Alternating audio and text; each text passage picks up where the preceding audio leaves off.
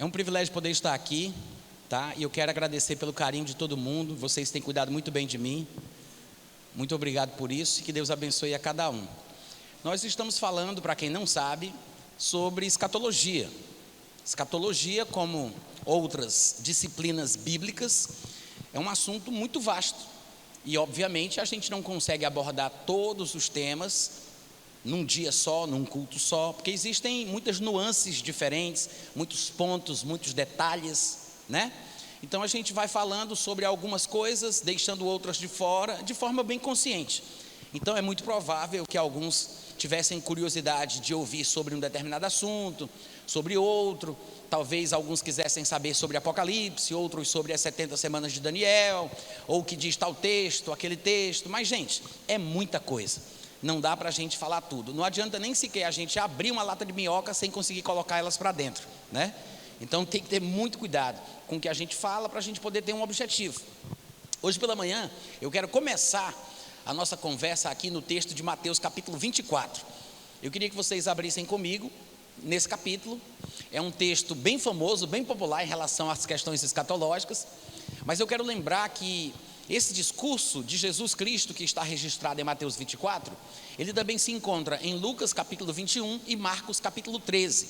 E alguns fragmentos que parecem ser do mesmo discurso em alguns outros lugares dos evangelhos, como por exemplo em Lucas capítulo 17, onde nós encontramos um trecho que está aqui em Mateus 24, embora nós não encontremos outras coisas. Então a gente acaba percebendo que este sermão profético de Cristo está, num certo sentido, espalhado nos evangelhos.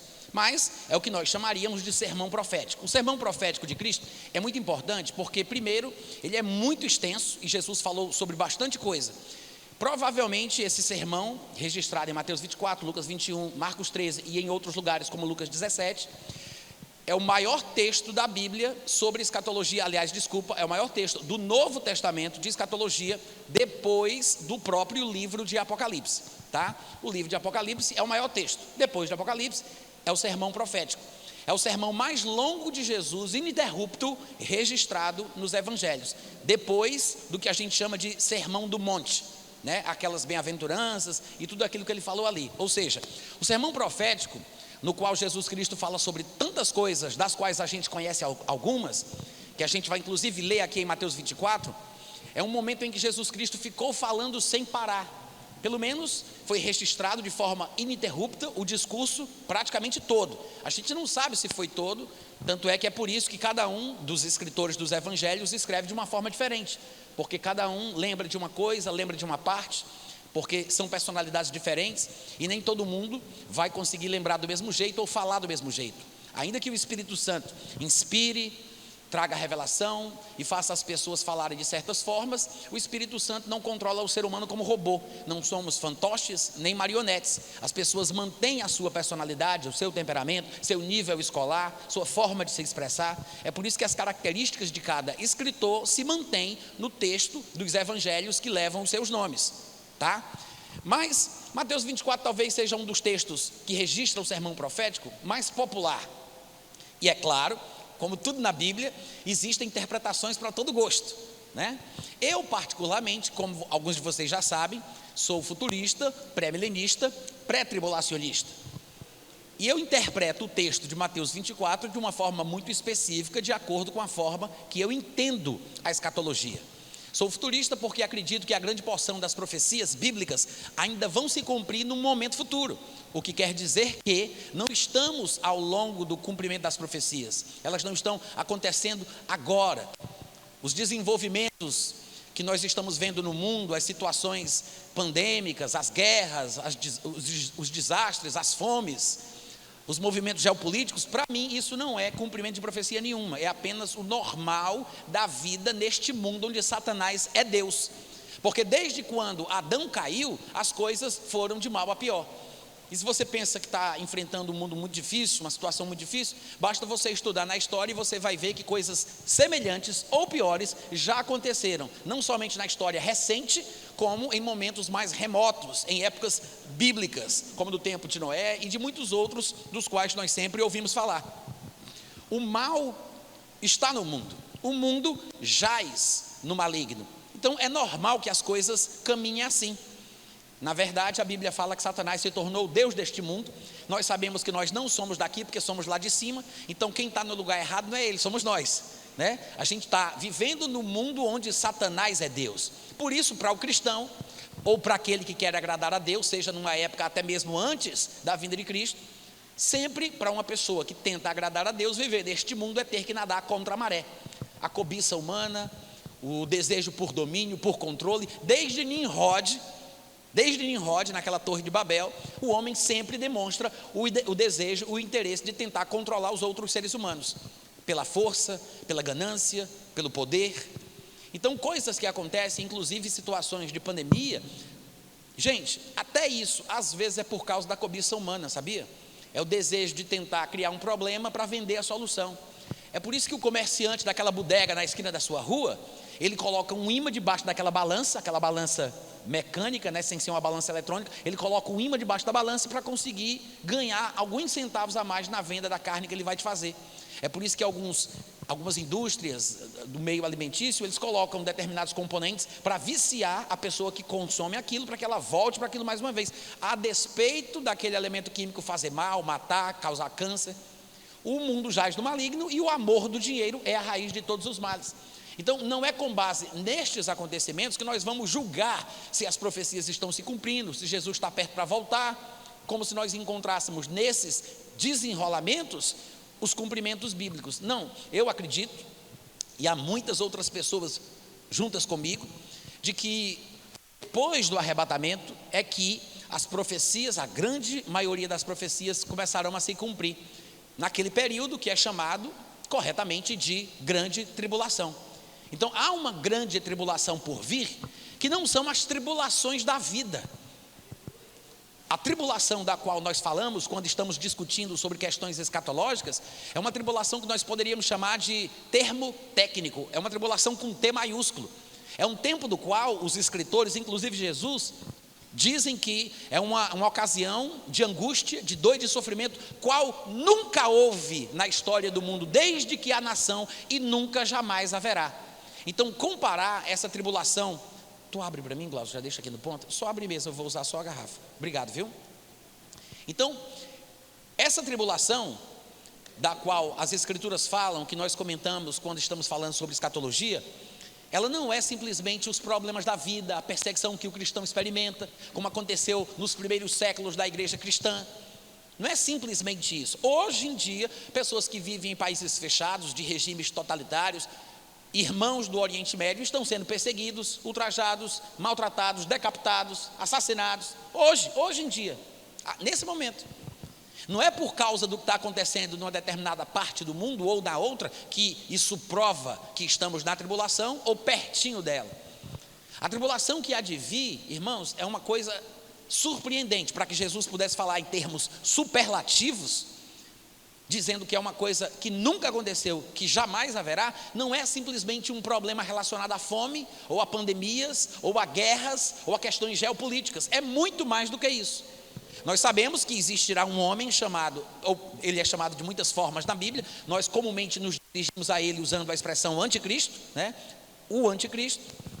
Mas este homem, ele terá uma obstinação, uma seca, uma fissura pelo povo de Israel. Justamente porque, obviamente, Deus o usará como vara de açoite contra a obstinação do seu próprio povo. Quando você vai olhar o Antigo Testamento, você vê que em muitas situações aconteceu isso. Quando o povo de Israel estava em pecado, obstinado, contrário à vontade de Deus, Deus fazia com que um líder pagão se levantasse contra o povo de Israel, invadiam a terra de Israel com seus exércitos, puniam os israelenses, os israelitas, né, como é chamado na Bíblia. Hoje em dia tem uma pequena diferença, mas não vem ao caso, desde que vocês saibam que estamos falando dos descendentes de Abraão, Isaac e Jacó, né? Então eles invadiam a terra de Israel, puniam os hebreus, e isso tudo fazia parte da ira de Deus. Inclusive nós temos textos que falam explicitamente, onde o profeta diz que Deus levantou o rei babilônico, Deus levantou o rei da Síria para punir o seu próprio povo. Sempre é assim. E este é um dos problemas interpretativos para o povo que segue a linha considerada como pós-tribulacionista. São aqueles que acreditam que o arrebatamento da igreja só vai acontecer depois que a gente comer o pão que o diabo amassou, né? Depois da tribulação. Eles não entendem que a ira de Deus se manifesta através de pessoas, governos, nações e até mesmo através de cataclismos, terremotos, furacões. E de fato, a Bíblia fala que de forma extraordinária, naquele tempo, até mesmo a lua ficará vermelha, encarnada como sangue, o sol ficará preto, as estrelas cairão do céu pela terra, as ilhas serão movidas do seu lugar. Não é somente um problema terreno, de questões políticas ou de guerras, não é somente isso, mas vai ser uma grande situação como nunca houve. E o anticristo é apenas um destes pequenos elementos usados por Deus para expressar a sua ira. E obviamente que o pessoal pensa, às vezes, né, pensam que o anticristo, a ira do anticristo, a ira de Satanás, o dragão que é mencionado lá em Apocalipse, a ira dos governos, dos povos, é apenas a ira do povo, como se não fosse a ira de Deus, porque não entendem que Deus expressa a sua ira por meio de coisas, situações, pessoas, governos, como o Antigo Testamento revela que ele sempre fez. Não tem sentido nenhum a igreja do Senhor Jesus Cristo ser destinada para passar por um período como esse. E embora nós encontremos textos como o que a gente vai ler aqui hoje pela manhã, se Deus permitir e eu conseguir também, como Mateus 24, onde nós encontramos bastante explicação minuciosas sobre a tribulação, nós também encontramos ao longo dos textos, do texto de Mateus 24, encontramos também a promessa de livramento para o corpo de Cristo. Pode não parecer para alguns, porque tem muita gente que lê os textos do Novo Testamento com os óculos da sua denominação, com os óculos da sua forma de pensar, da escola de pensamento preferida, com os óculos do seu pregador predileto, e às vezes a gente não consegue enxergar o que está ali na nossa frente. A gente coloca sentido no texto em vez de tirar o sentido que ele tem, em vez de tirar o sentido que tem lá. E às vezes a gente não enxerga. Até mesmo irmãos que defendem a mesma linha que eu, que também são futuristas, pré-milenistas e pré-tribulacionistas, não concordam com tudo que eu digo sobre Mateus 24. Mas vocês vão julgar se a minha interpretação faz ou não faz sentido à luz de um contexto imediato, dentro do próprio capítulo 24, e dentro de um contexto mais remoto, como outras passagens do Novo Testamento, que parecem afirmar exatamente a mesma coisa, ainda que com palavras levemente diferentes. E essas diferenças de abordagens, de formas de falar sobre a mesma coisa, é bom, porque aí nos faz julgar se a gente entendeu o primeiro texto que conhecemos falando sobre aquele assunto, né? Porque a gente choca um texto com o outro. Assim a gente pode fazer o que é chamado de harmonização bíblica. Não é harmonização facial que está na moda não, tá, gente? É harmonização bíblica, porque a gente coloca em harmonia as passagens que falam do mesmo assunto, que falam do anticristo, que falam da tribulação, que falam do arrebatamento, do livramento que vem da parte de Deus. Assim a gente vai perceber se entendeu direitinho ou não, tá? Mas eu acredito que Jesus Cristo há de arrebatar a sua igreja antes do início da tribulação, antes do primeiro dia dos 7 anos de tribulação. Vai ser um momento, como a Bíblia diz, como nunca houve, nem jamais haverá, né? Vai ser uma situação super desagradável, ainda que o anticristo, ele tenha uma obsessão pela terra de Israel. E o próprio Jesus vai falar aqui em Mateus 24 sobre isso, se referindo a uma profecia que foi feita por Daniel. Ele diz: quando o abominável da desolação estiver no lugar santo, como disse o profeta Daniel. Obviamente que o lugar santo deve ser a terra santa, onde está o Monte Santo, onde vive o povo que o próprio livro de Daniel chama de povo santo, que não é outro senão o próprio povo judeu, que são descendentes de Abraão, de Isaac e de Jacó. E eu sei que tem muita gente que parece que tem raiva quando nós falamos que a expressão povo santo se refere aos judeus. E embora possamos encontrar explicações diferentes, melhor dizendo, aplicações diferentes no Novo Testamento, porque hoje a igreja é considerada como povo de Deus, essa designação não é nossa, não é unicamente nossa, de forma intrínseca, alguma coisa que por natureza é inseparavelmente ligado à nossa condição. Pelo contrário, nós estamos tomando emprestado títulos, designações, posições e condições que Deus deu originalmente ao povo de Israel. Na grande maioria das vezes que alguém é chamado de escolhido, povo santo, povo de Deus, o texto se refere ao povo judeu. A grande maioria das vezes. Nós entramos de carona, chegamos tardiamente. Não é por isso que nós nos tornamos israelitas ou judeus, porque não somos. Nós somos gentios, a não ser, claro, que dependendo da sua ascendência, você seja de alguma das 12 tribos de Israel, que pode acontecer, já que os judeus se espalharam pelo mundo. Pode ser que alguém aqui seja de alguma das 12 tribos, descendente de Abraão, de Isaac e de Jacó. Mas por via de regra, a priori, nós somos gentios. Gentios que creem em Jesus e fazem parte do corpo de Cristo. Assim como um gentio, quando se converte, ele não se torna judeu. Um judeu, quando se converte a Jesus, não deixa de ser judeu. Continuamos sendo grupos separados, unidos no nome de Jesus, num mesmo corpo, chamado Igreja do Senhor. Não deixamos de ser gentios, assim como eles não deixam de ser judeus. Mas essa designação de povo santo, na grande maioria dos casos, é usada na Bíblia para os judeus, não para os gentios ou para a igreja. Embora encontremos no Novo Testamento aplicações que fazem uso de expressões semelhantes, se referindo à igreja do Senhor Jesus. Mas se você parar para pensar, você vai ver que nós que experimentamos das benesses espirituais, dos privilégios espirituais que nós usufruímos hoje, na verdade é porque estamos partilhando de valores espirituais do povo judeu. O próprio Paulo diz isso lá em Romanos capítulo 15, versículo 27, quando ele levantava uma oferta para os pobres que habitavam na cidade de Jerusalém. Ele agradecia e disse: mas para falar a verdade, os gentios lhes são devedores. Paulo diz: os gentios devem aos judeus. Mas por que, Paulo? Ele explica. Romanos 15, 27, ele diz: porque todos são participantes dos valores espirituais dos judeus. O que significa isso? Entre tantas coisas que poderiam ser ditas, podemos citar aquilo que o próprio Jesus falou com a mulher de Samaria, em João capítulo 4, versículo 22, quando ele disse: a salvação vem dos judeus. Tudo que nós sabemos sobre Deus, tudo que nós sabemos sobre Deus, gente, tudo que nós pensamos que sabemos, está nas escrituras hebraicas. Somos devedores à cultura judaica. O próprio cristianismo nasceu como sendo considerado uma seita judaica, porque Jesus é judeu. Ele não foi, ele está vivo, está sentado lá em cima, à direita de Deus. E quando ele voltar para a terra, ele não vai para Nova York, ele não vai para o Rio de Janeiro, ele vai voltar para a terra dele, que é lá em Israel.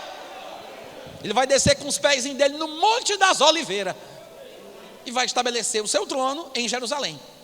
Por quê? Porque ele continua sendo judeu. Todos os escritores do Novo Testamento foram judeus, talvez tirando aí Lucas, que ainda existe um debate entre os teólogos, que alguns acham que ele era prosélito, convertido ao judaísmo. Outros acham que não, mas ainda o único que não é judeu, ainda existe uma dúvida a respeito do histórico do homem. O que eu quero dizer é que o Novo Testamento é praticamente uma produção cultural e espiritual dos judeus.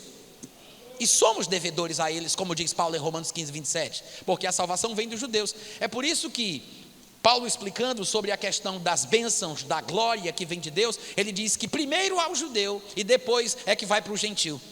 Mas da mesma forma, a ira, a tribulação e a punição divina vem primeiro para o judeu e depois para o gentio. O judeu tem que estar sempre no começo da fila. É por isso que a mensagem que nós cremos, que nós abraçamos, que nós hoje em dia por ela vivemos, começou de Jerusalém, passou para a Judéia, por todo Israel e se espalhou até os confins da terra. Mas começou lá. Então nós precisamos entender que há um protagonismo do povo judeu, mesmo no período da tribulação. Até porque um dos propósitos da tribulação, sim, a tribulação tem propósito, tem um objetivo. Um dos propósitos da tribulação, além de punir e exterminar da terra os pecadores, como dizem profetas como Isaías, além disso, é fazer com que o homem finalmente se arrependa, reconheça a grandeza de Deus, confesse o Senhor Jesus e seja salvo. Um dos propósitos da tribulação é esse, Tem muita gente que pensa que não, mas quando a coisa aperta e quando a pessoa passa por dificuldades, quando ela sofre, quando ela sente dor, ela se lembra de Deus. Está escrito isso em diversos lugares da Bíblia, em diversos lugares, que às vezes a gente não pensa nisso, mas é verdade. Então muita gente que estava com o coração duro, incluindo aí o próprio povo judeu, muita gente vai se arrepender e vai se converter. É exatamente por isso que lá nos textos de Apocalipse, que descrevem vividamente o período da tribulação, fala de santos, de salvos da tribulação. E é engraçado porque os nossos irmãos pós-tribulacionistas querem colocar a igreja no meio dessa bagunça toda. E eles dizem que aqueles santos que vêm da tribulação seria a igreja do Senhor Jesus. Na verdade, gente, a igreja do Senhor, ela existe desde antes. Nós cremos em Jesus a despeito das dificuldades. Não é por causa das tribulações que nós somos crentes. Então, quando a tribulação começar, a grande tribulação, que nunca houve igual, nem jamais haverá, que é um tempo único, singular, extraordinário, quando isso acontecer, a igreja do Senhor Jesus já estava na terra há muito tempo. Os crentes da igreja já estavam aqui há muito tempo. Então as designações de Apocalipse para esse povo que vem da tribulação não se aplica a nós, porque há uma denotação ali nas expressões bíblicas de Apocalipse que diz que esse povo se converteu na tribulação.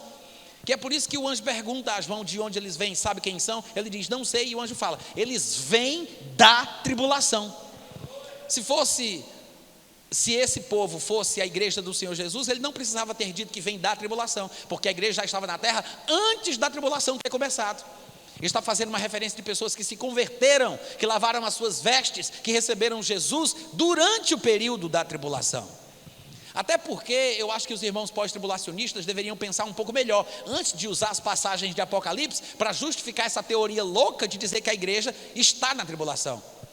Porque eles mesmos dizem que a igreja não vai sofrer os danos da tribulação, que a igreja não está destinada à ira, porque tribulação e ira são coisas diferentes, né?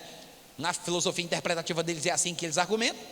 Mas eles dizem que a igreja estará na tribulação, mais ou menos como o povo judeu estava no Egito, quando veio aquelas pragas tudinho lá, né? Que pegou o povo egípcio desprevenido. O povo de Israel estava lá também, mas não foi atingido, porque Deus preservou. Então eles usam essa figura, que não é usada por Jesus, por Paulo, por ninguém do Novo Testamento, para exemplificar o arrebatamento, porque os exemplos que são usados de forma repetida por Pedro, por Jesus e até por Paulo, são a época de Noé e a situação de Ló, mas eles vão lá para o Egito, não sei porquê. E aí eles usam essa passagem para dizer, está vendo, o arrebatamento vai ser assim. Jesus não disse isso, Paulo não disse isso, Pedro não disse isso, mas eles insistem em dizer. Tá bom, então vamos supor que essa interpretação seja correta. Se a igreja vai ser preservada durante a tribulação, como o povo judeu foi na época das pragas do Egito, por que vocês usam passagens de Apocalipse para dizer que ali os que morreram é a igreja? O povo não ia ser preservado, por que está morrendo? Alô? Eu estou pregando muito bem hoje pela manhã, cadê os amém, aleluia? Se a interpretação pós-tribulacionista oficial diz que Deus preserva a igreja na tribulação, porque todos os textos de Apocalipse que fala de salvos e de santos, todos são mártires. Ou de casa. Vocês estão me ouvindo, gente? O pregador sou eu, hein? Presta atenção aqui. Olha essa conversa paralela. Gente, não tem sentido. Não tem sentido. Na verdade, a comparação que Jesus faz com o arrebatamento é com os dias de Noé. Ele diz, será como foi nos dias de Noé? E mesmo alguns meus colegas pré-tribulacionistas não entendem neste texto de Mateus 24 que Jesus está falando do arrebatamento. Mas eu gostaria que a gente abrisse aqui em Mateus 24, vamos fazer uma leitura, e depois a gente vai se deter em alguns versículos, tá? Não dá para a gente quebrar todo o texto versículo por versículo, porque é muita coisa. A gente vai ter aqui uma visão geral do texto de Mateus 24 e eu vou pensar algumas passagens, alguns textos que eu acho que são relevantes para o que eu quero falar hoje pela manhã, tá? Então Mateus 24 é um dos capítulos que registra o sermão profético de Cristo. Para a gente, olha para mim, presta atenção, não vai ler sozinho não, hein? Olha essa covardia, vamos ler todo mundo junto. Ele registra alguns acontecimentos, algumas coisas que Jesus disse em Mateus, do sermão profético. Mas para a gente entender toda a explanação que Jesus fez, é claro que a gente precisaria abrir os outros textos e tentar fazer a harmonia entre as declarações, para a gente entender, né? Teria que abrir Lucas 21, Marcos 13, Lucas 17 e quaisquer outros fragmentos do mesmo sermão. Então, não pense que você vai ter as respostas todas num capítulo só, num texto só. Tem coisa que somente olhando os outros textos para acrescentar a informação que faltou. Mas, basicamente, de forma assim, bem resumida, a grosso modo, Jesus Cristo é perguntado, logo aí no versículo 1, Jesus tendo saído do templo, ia se retirando quando se aproximaram dele os discípulos para lhe mostrar as construções do templo, e ele falou: não vedes tudo isso? Em verdade vos digo que não ficará aqui pedra sobre pedra que não seja derribada. E embora nós possamos associar a declaração que foi feita ao que veio ao povo de Israel no ano 70 depois de Cristo, com a invasão das 6 legiões romanas estacionadas do Oriente Médio, que Tito pegou emprestado para invadir o povo judeu naquela revolta que começou no ano 65 mais ou menos, iniciada pelo seu pai e continuada por ele. Começou com Vespasiano, depois Tito assumiu aquela campanha militar e acabou invadindo Israel, como a gente sabe, e houve a destruição do templo e da cidade. Muitos judeus morreram e de fato não ficou pedra sobre pedra que não tenha sido derribada. E Flávio Josefo detalha isso muito bem no seu livro A Guerra dos Judeus. Não é a história dos hebreus, esse é outro livro. Embora o livro A Guerra dos Judeus esteja inserido no livro A História dos Hebreus, nós estamos falando de outro livro em 7 volumes, tá? Mas isso aqui, gente, é o que nós poderíamos chamar de dupla referência. É uma declaração profética que vem de um mundo atemporal, que não se cumpre somente uma vez ou a respeito de uma só pessoa.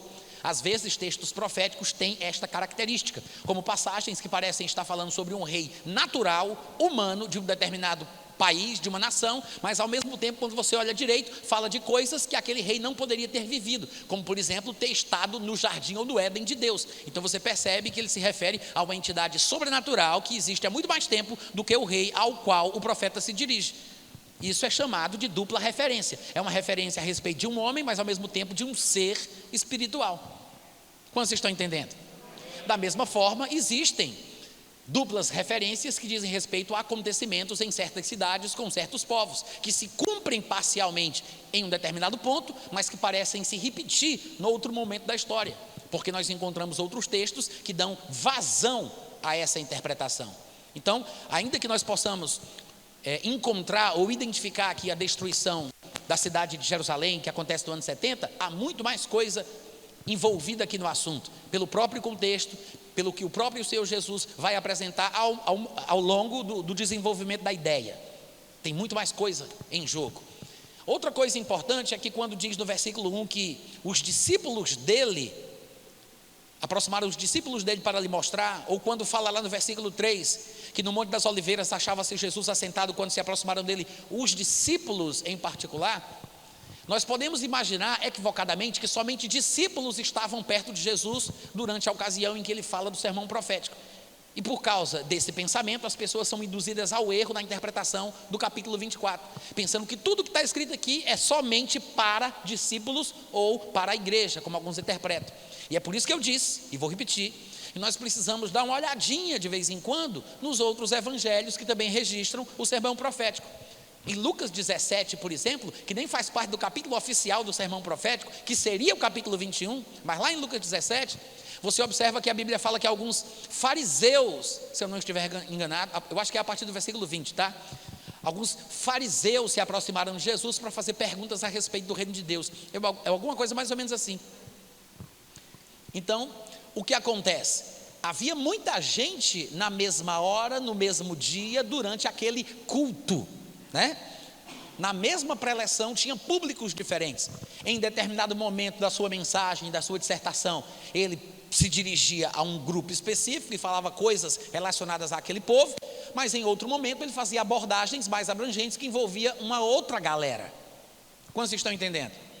Então é por isso que é importante você olhar todos os textos que registram o que aconteceu ali naquele momento do sermão profético, para você ter uma visão geral e não ficar preso numa interpretação específica por causa de um texto só, tá?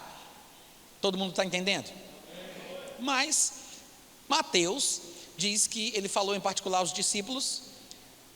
Os discípulos lhe perguntaram no versículo 3, Jesus tinha acabado de falar sobre um futuro juízo sobre a cidade de Jerusalém, né? Falou sobre uma futura destruição do templo judeu. E os discípulos lhe perguntaram: quando sucederão estas coisas? Que sinal haverá da tua vinda, ou talvez da tua presença em glória, e da consumação do século? Porque assim que o século se consumar, para a gente usar as expressões que ficaram aqui na nossa versão em português, assim que o século se consumar, o que é que vem depois? O mundo por vir. Há muitos textos que falam sobre o mundo por vir. Lembra que lá em Hebreus, por exemplo, fala que nós experimentamos os poderes do mundo vindouro? Lá em 1 Timóteo capítulo 4, Paulo fala: o exercício físico para pouco é proveitoso, mas a piedade para tudo é proveitosa, porque tem as promessas da vida que agora é e da vida que há de vir. Falando do mundo vindouro, do mundo por vir. Além disso, Jesus mesmo falou que quem falar contra o Filho do Homem até vai ser perdoado, mas quem falar contra o Espírito Santo não tem perdão, nem nesse mundo, nem no outro. É o mesmo mundo que há de vir. Então, quando se consuma o século, vem o tal do mundo que está por vir, que não é outro, senão o mesmo, mas numa época diferente. É a era dourada da hegemonia judaica, onde um judeu vai governar o mundo com um cetro de ferro. Um reino de 1000 anos. Hitler queria isso, né? O terceiro Reich, ele queria isso. Uma era dourada, 1000 anos de paz, de prosperidade. Nenhum homem, nenhum governo humano, nenhum império humano vai dominar o mundo. Desde Nimrod eles tentam, vão tentar até o fim, inclusive o próprio anticristo, mas nunca vai haver governo mundial. O único que vai dominar a terra de uma beira à outra do mundo é o Senhor Jesus Cristo. O único. Eu sei que existem interpretações de escatologistas, teólogos e estudiosos que defendem o famigerado controle mundial, né? Eu sei disso, mas nós temos textos, principalmente no Novo Testamento, não apenas no Novo Testamento, mas nós temos textos que mostram que o governo do anticristo não vai ser mundial. Para começo de conversa, o anticristo, ele nem vai criar um reino, ele nem vai ser o idealizador de um império. Se você lembra bem das profecias, você pode usar o livro de Daniel, você pode usar o livro de Apocalipse, você pode usar qualquer texto, todos apontam para a mesma verdade e cronologia de acontecimentos. Primeiro, surgem 10 reis que se unem numa espécie de confederação internacional, que fazem uma aliança, e ali sim eles criam o que nós poderíamos chamar de reino, mas o anticristo não está lá. O anticristo não faz parte dos 10 primeiros, ele não faz parte da ideia inicial, ele não é idealizador e nem é pioneiro na coisa, ele chega tardiamente. Na visão de Daniel, ele é aquele chifre pequeno que sobe depois que os 10 já se uniram, já se decidiram e fizeram a confederação. Ele vem depois. Na entrada dele, na aproximação dele, ele antipatiza com 3, faz guerra com os 3, destrói os 3 e assume a liderança. Em textos diferentes, como o de Apocalipse, surge uma primeira besta, e toda besta, animal, bicho, representa o império. É assim que os textos proféticos fazem. E chifres no animal representa homens fortes daquele reino, daquele império. Os animais são os impérios e não os homens. Eu estou dizendo isso porque tem muita gente que pensa que besta é sinônimo de anticristo. Não é. A palavra besta não é uma alusão a um ser híbrido, uma espécie de minotauro, não é nada disso, ou um reptiliano, tá? Hoje em dia está em modo os reptilianos, né? Mas não tem nada a ver com isso. A palavra besta é apenas a palavra grega therion, que significa bicho, animal, só isso. E em vários lugares do Novo Testamento a palavra é traduzida assim, como por exemplo naquela passagem de Pedro que estava na laje, com fome, orando, e aí ele teve uma visão de todos os animais descidos para a terra por uma coisa que parecia um lençol puxado pelas 4 pontas, como se fosse um paraquedas assim, né? Desse jeito, pelas 4 pontas, e a parte côncava contendo todo tipo de bicho, ave, quadrúpede, réptil. E a palavra lá, que é traduzida por animal, quando o texto fala sobre isso, é a mesma palavra que em Apocalipse. Não sei por que cargas d'água eles fizeram isso, traduziram por besta, talvez para diferenciar, pensando que essa besta aqui é diferente daquela. Mas besta, fera, bicho, animal são termos sinônimos. Besta não é um termo técnico para se referir ao anticristo. Animais, bestas, feras, bichos, nos textos proféticos sempre se referem a reinos. Agora, quando esse animal tem chifre ou cabeças, às vezes, né? Depende do contexto, a maioria das vezes é chifre. O chifre representa um homem forte, um estadista, um primeiro-ministro, um presidente, um rei, um príncipe e por aí vai. O chifre do animal é a pessoa. O animal como um todo é um aglomerado de gente, é um mar de gente, é um reino, é um império, é uma nação ou nações em aliança. Tá? Então, em Apocalipse, a mesma visão lá de Daniel fala de forma diferente, mas revela o mesmo princípio. Primeiro se levanta um animal com 10 chifres, está falando dos 10 reis. O mesmo texto de Daniel. Primeiro esse reino, essa confederação se levanta e o anticristo não aparece, ele não está ali. Depois outro bicho se levanta da terra, representando talvez uma outra nação que não estava inicialmente no pacto dos 10. E é dessa nação que se levanta depois que vai sair o anticristo, que é chamado de muitos nomes na Bíblia. Em Apocalipse ele é chamado de falso profeta. Só que nós temos a tradição de pensar que vão ser 2 homens, vai ser o anticristo e o secretário dele, né? Nós dizemos o anticristo é o bichão, né? Aquele que é o líder político, o líder militar, é o estadista, é o governante, que não é religioso, mas ele tem um secretário que é o braço direito dele, que esse sim é religioso, esse faz sinais, faz milagres, e os dois se complementam. É por isso que o falso profeta, ele abre a passagem e o caminho para o anticristo. Mas não é isso que a Bíblia diz, isso é interpretativo. Isso é interpretativo. Na verdade, o anticristo é chamado de homem do pecado, filho da perdição, ele é chamado de Gog, ele é chamado de chifre pequeno, ele é chamado de muitos nomes, mas é a mesma pessoa. E se você pensa que o anticristo não é religioso, porque ele é um estadista, um político e um militar, e a parte religiosa fica para o secretário dele, que é o falso profeta, eu quero lhe lembrar que quando Paulo vai falar sobre o anticristo, lá em 2 Tessalonicenses capítulo 2, ele diz que o anticristo é que faz sinais, prodígios provenientes da mentira, pelo poder de Satanás que dá para ele. Quantos estão me ouvindo? Aí eu pergunto, quem é que faz os milagres então? É o anticristo de Paulo em 2 Tessalonicenses 2 ou é o falso profeta de João lá em Apocalipse? É o mesmo, gente! É o mesmo. É só uma questão de falar diferente, porque cada um fala do seu próprio jeito, cada um usa as suas próprias expressões.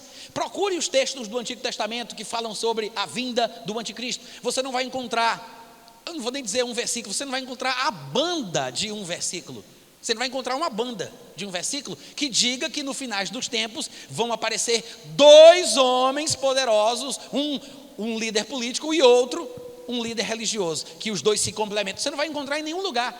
Todos os textos proféticos que falam sobre o fim, falam de um homem, não 2, um homem, e ele é político, ele é religioso e ele é militar. Tanto é que lá em 1 João capítulo 2, se eu não me engano, eu acho que não é o capítulo 2, gente. 1 João 2,20 seria isso? Acho que não.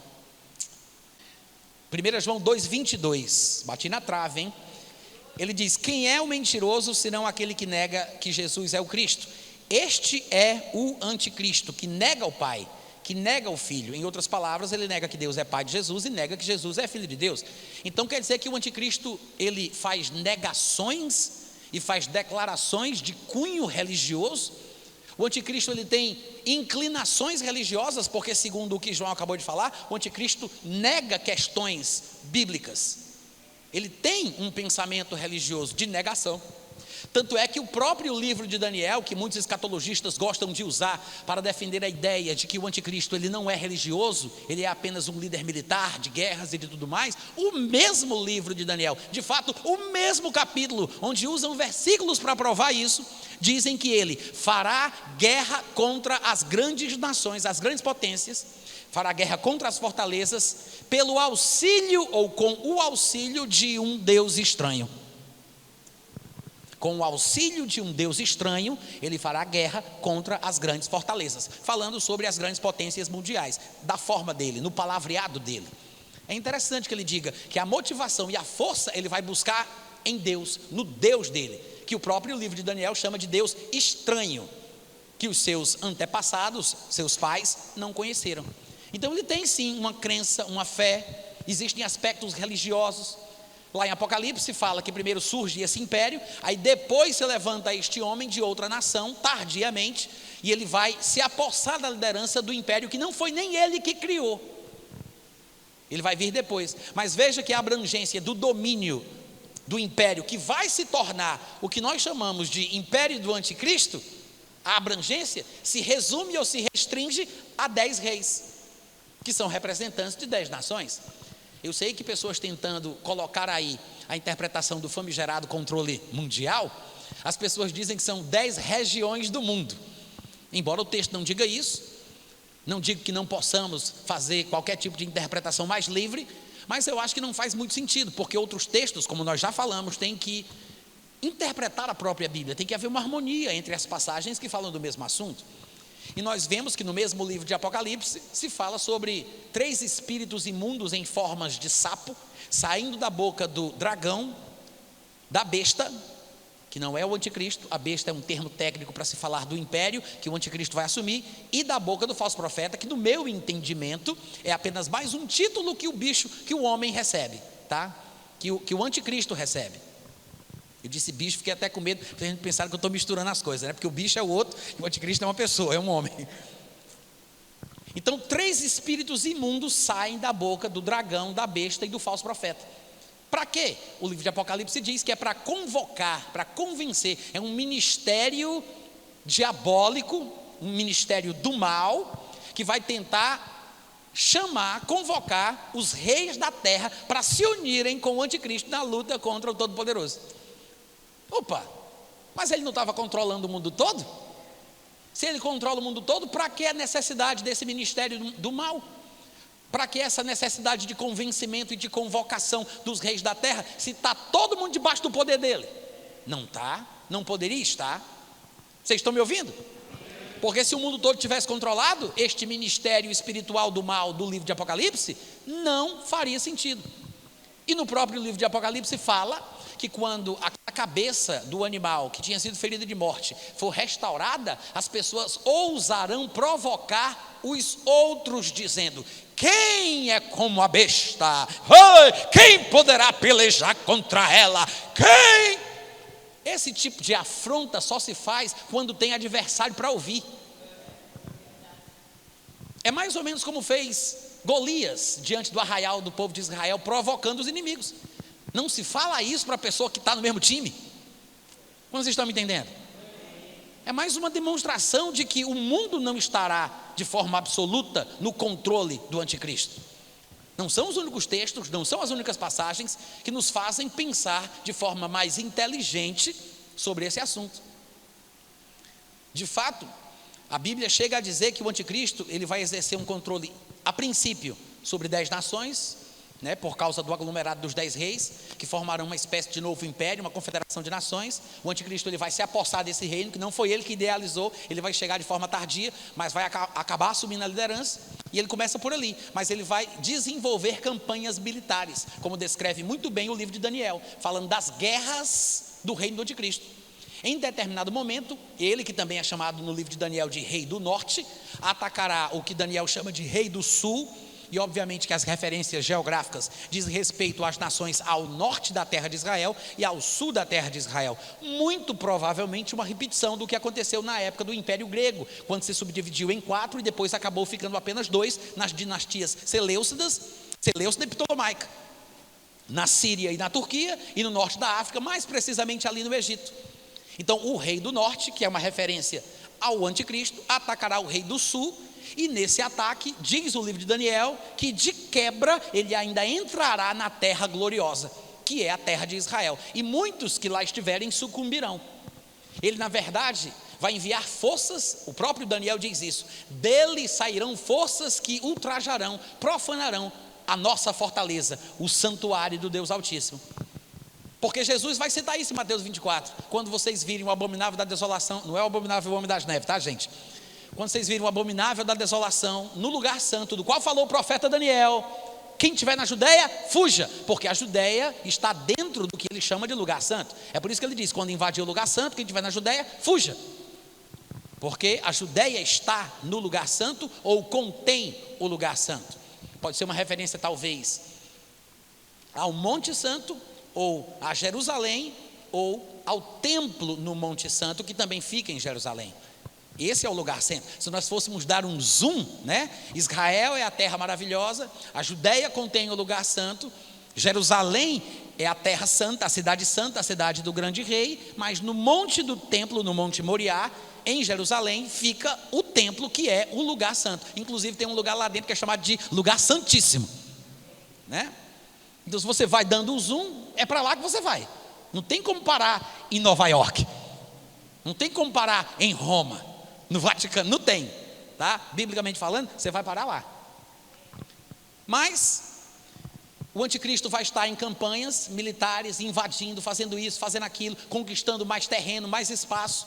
E quando Daniel diz que ele invade o rei do sul, que ele vai fazer guerra com ele, e na volta ele vai acabar entrando em Jerusalém, na terra maravilhosa, terra gloriosa, fala que nessa ocasião ele ouve falar de guerras ao leste e ao sul, ou ao norte, parece. Ele diz, ao leste e ao norte do seu reino. Lá no livro de Daniel fala isso. Ou seja, ele vai ser atacado enquanto está no desenrolar das suas campanhas militares. Ele vai ser atacado pelo flanco direito e pela retaguarda. Outras nações que não estarão concordando com o que ele faz, que não estarão debaixo do controle dele. É por isso que ele não pode dominar o mundo todo, porque a Bíblia mostra o tempo inteiro, desde que ele se levanta, haverá guerras até o fim.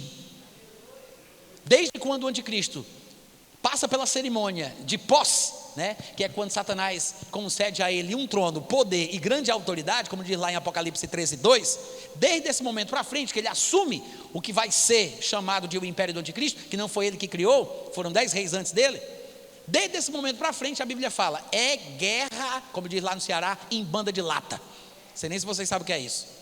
Vocês sabem o que é isso? Não, é muita. Em banda de lata é muito. Não sei por que é assim a expressão, mas significa muita, incontável.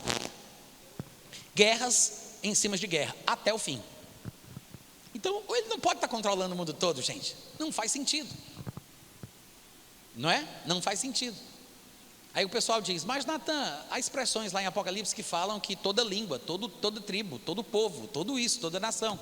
Sim, são expressões que são figuras de linguagem. Se eu não me engano, é a sinédoque, existem várias figuras de linguagem, né? Onomatopeia, a ironia, tem várias figuras de linguagem, mas parece que a sinédoque está sendo usada ali.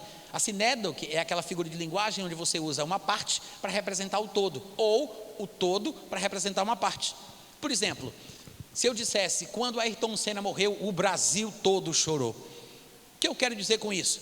Que não tinha uma alma viva no Brasil que não tenha chorado? Não, eu não estou querendo dizer isso. Eu estou querendo dizer que foi uma comoção nacional. O povo sentiu, mas tem gente que talvez não tenha sentido nada, não tenha se portado, e por aí vai. Mas não estou dizendo que cada pessoa, não, é uma expressão figurativa que aborda a coisa de uma forma específica. Há muitas expressões assim na Bíblia que nós temos que interpretar, porque se estas expressões fossem literais, ao pé da letra, a Bíblia estaria em contradição por causa de passagens como as que eu citei aqui para você e muitas outras que eu sequer mencionei. Então a gente tem que entender o que significa isso. Na verdade, essas expressões que aparecem lá em Apocalipse, elas se repetem lá no livro de Daniel, quando ele vai explicar para o rei o que significa aquele sonho que ele teve de uma estátua que representava reinos em uma sequência escatológica. Não é uma sequência necessariamente cronológica, tá, gente? Mas é uma sequência profética. E aí ele vai explicar para o rei quais são aqueles reinos, começando a partir dele, que é a cabeça, o Império Babilônico, representado pelo rei Nabucodonosor. Só que quando ele vai falar sobre cada reino, quando ele fala pelo menos dos 3 que são citados pelo nome, porque do 4º em diante não há mais nome nenhum, e qualquer teólogo que disser que o próximo rei é esse ou aquele, se não puder provar pela Bíblia, ele não pode usar o livro de Daniel, porque o próprio Daniel não diz. Daniel só diz 3, que é o babilônico, o medo-persa e o grego. O outro, ele é referenciado por figuras, por características, ele usa representações, mas não diz qual é. Talvez até de propósito Deus tenha feito isso.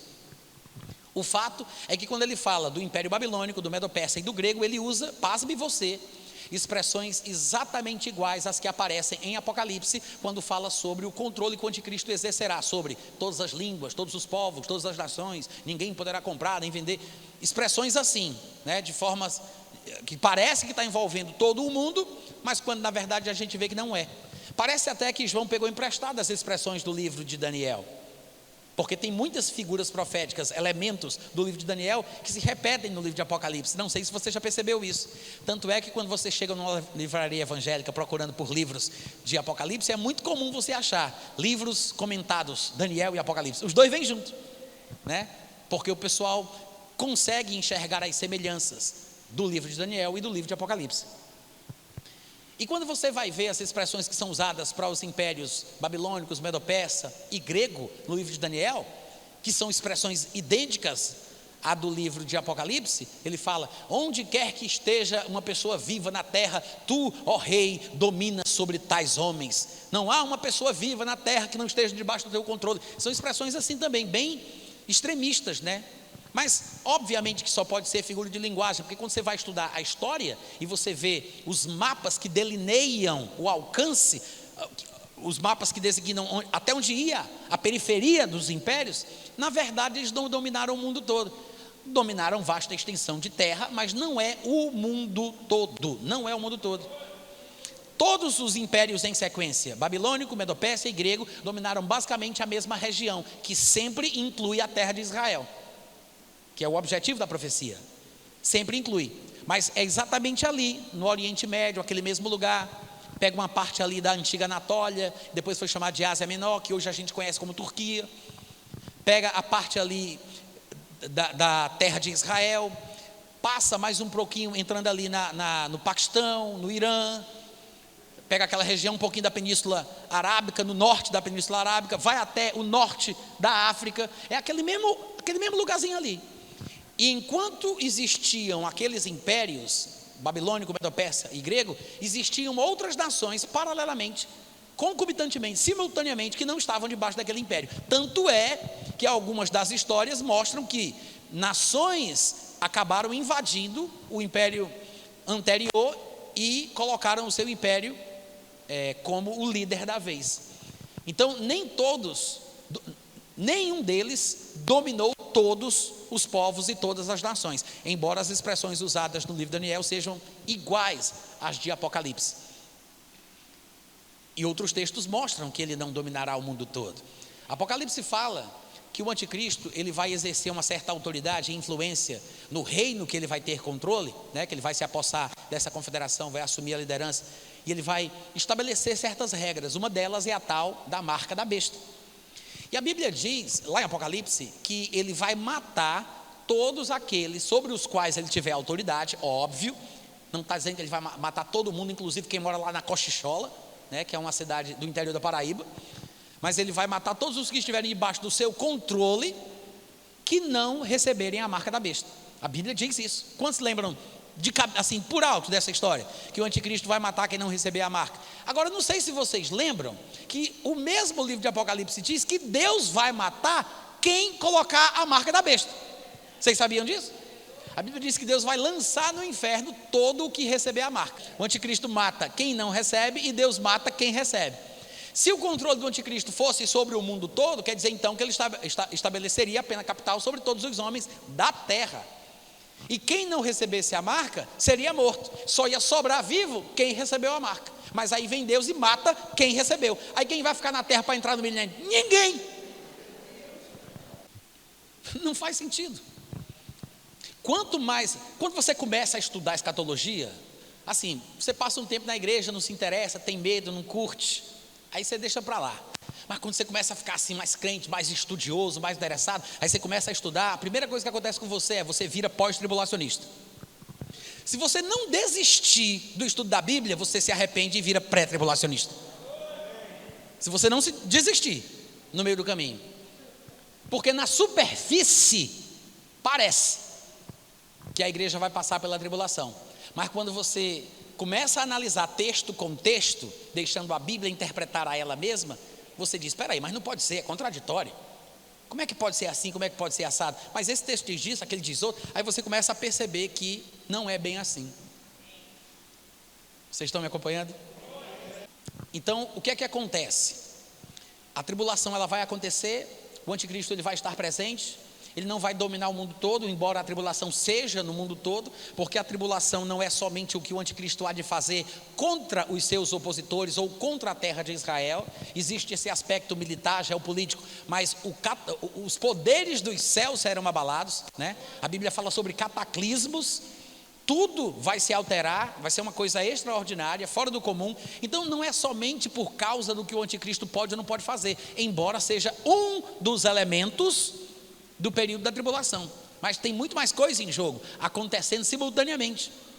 Vai ser um desespero tão grande, para você ter uma ideia, que lá em Apocalipse capítulo 6, do versículo 12 em diante, o texto descreve que as pessoas estarão tão aterrorizadas que correrão para se esconder em cavernas, em rochedos, pedindo para as pedras caírem sobre eles, para escondê-los da face do Todo-Poderoso e da ira do Cordeiro. Isso é no 6º selo, tá? E Apocalipse descreve a tribulação numa sequência de 7 selos, 7 trombetas e 7 taças.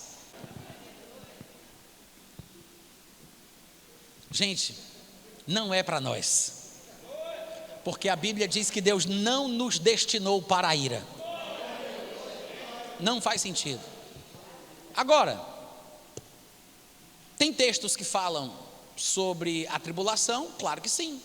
Tem muita gente que diz assim: mas qual seria o sentido de Jesus, Paulo ou o Novo Testamento falar sobre coisas que acontecerão no período da tribulação, se não é para a igreja se preparar para dar um tapa na cara do anticristo? Se não é para a igreja se preparar, para que o Novo Testamento fala sobre isso nas cartas que são dirigidas à igreja? Esse pensamento é falho, tá, gente? Mas tem gente que acha bonito ser feio. Pensa que tá igual um cururu teitei, todo fabuloso. Acha que descobriu o segredo. Olha aí como é que pode. Gente, nós estudamos sobre a criação do mundo, a semana da criação que está lá em Gênesis, embora a gente também não estivesse lá. Para que eu vou falar sobre isso? Se eu não estava lá, qual é o propósito? Aí eu não vou estudar não? É só porque eu não estava lá? Só porque eu não vou participar? E o inferno? Não preciso saber sobre o inferno só porque eu não vou para lá? Para que eu vou estudar sobre o inferno? Para que falar sobre o inferno se eu não vou para lá? Gente, tem muita coisa sobre as quais a Bíblia fala, que não são necessariamente experiências que a igreja há de viver, mas que precisa entender para poder falar sobre o assunto. Nós somos os porta-vozes da verdade nesse mundo. E muito do que é dito em declarações proféticas e em ensinamentos bíblicos, não é nem por causa de nós, é por causa dos que ouvem. Por causa dos que ouvem. Por 3 vezes nos evangelhos, nós vemos Jesus Cristo falando de coisas que vão acontecer, para que quando acontecesse, o pessoal pudesse acreditar naquilo que ele dizia. Muitas vezes é assim. E vai haver muita conversão durante a tribulação. Muita gente vai se arrepender, vai confessar Jesus. A Bíblia mostra que 2 profetas, no calibre, no pedigree de Moisés e Elias, assim mais ou menos, estarão aqui na terra, ministrando na terra de Israel, mais precisamente em Jerusalém, onde inclusive serão assassinados, como a Bíblia fala, que os seus cadáveres, lá em Apocalipse 11:9 diz, os seus cadáveres. É importante dizer isso porque tem gente que pensa que as 2 testemunhas são representativas, embora existam textos que são representativos e devam ser interpretados. Quando o texto faz sentido, você não precisa procurar por chifre em cabeça de cavalo. Entendeu? Fez sentido? Então não interpreta. A melhor forma de interpretar textos assim que são literais é não interpretando eles de forma nenhuma. São 2 profetas vestidos de pano de saco e cinza que profetizarão na cidade de Jerusalém por 1260 dias, que é igual a 42 meses de 30 dias. Um tempo, 2 tempos, metade de um tempo. É como a Bíblia diz em vários lugares. Simples assim. E aí quando chega no versículo 8, diz que eles serão mortos na cidade que espiritualmente pode ser chamada de Sodoma e Egito, mas é o mesmo lugar onde foi crucificado o seu Senhor. Está falando de Jerusalém. Se esse texto fosse espiritual, aspas, se fosse apenas uma ilustração, alegórico, que devesse ser interpretado como pensam alguns irmãos pós-tribulacionistas, se fosse, ele não precisaria no versículo 8 dizer: a cidade onde eles vão morrer espiritualmente se chama Sodoma e Egito. Se o texto já era espiritual, por que destacar somente o versículo 8, que fala somente da cidade? Se é tudo espiritual, para que esse destaque? Não, é porque o que ele estava falando era literal, até chegar no momento em que ele espiritualiza o nome da cidade, porque ele está falando da cidade de Jerusalém, que é onde Jesus Cristo morreu. Só que a condição espiritual de Jerusalém naquele momento é comparada a Sodoma, é comparada ao Egito ou à Babilônia, por causa das características espirituais de negação, de rejeição e resistência à vontade de Deus. Então o texto é literal. É por isso que fala no versículo 10 que são 2 profetas. Diz lá no versículo 10, 2 profetas. Diz que eles serão mortos e os cadáveres ficarão estirados na praça. Ou seja, eles pregarão até o momento da morte. 3 dias e meio eles vão ser ressuscitados, vão subir ao céu, mas eles estarão pregando, testemunhando sobre Jesus Cristo, e muita gente vai se converter. De fato, Apocalipse capítulo 7 diz que 12 homens celibatários serão ungidos, separados por Deus, para desempenhar uma obra. 12 mil de cada tribo de Israel, das 12 tribos de Israel, 12 mil, 144 mil homens judeus celibatários serão separados por Deus para uma tarefa no período tribulacional. Curiosamente, depois que o texto descreve essa separação especial e específica, diz: depois disto então eu vi uma multidão de todos os povos, de todas as línguas, de todas as nações, que é quando o anjo pergunta para João se ele sabe quem é a multidão. Ou seja, no capítulo 7 fala de um número contado, finito, de 144 mil dos judeus, mas fala de um número incontado de todas as nações da terra. Porque já que a salvação vem dos judeus e muitos estarão se convertendo e se arrependendo naquele período, Deus separará homens judeus para pregar a palavra. E pelo que parece, esses 144 mil causarão a conversão de milhares e milhares de pessoas, embora venham a morrer depois por perseguição ou por algum tipo de coisa que aconteça durante a tribulação. Então muita gente vai se converter. E Mateus 24 foi para o beleléu, né? Foi para o espaço.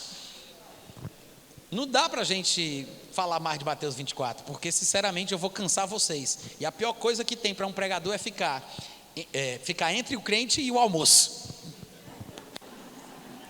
prensado assim, né? Entre o almoço e os evangélicos. E eu não sei que horas são 11h05, mas o que é que eu faço, hein, gente? Vocês me dão 5 minutos? Quem me dá 5 minutos? 5, 10, 15, 20, 30, suficiente.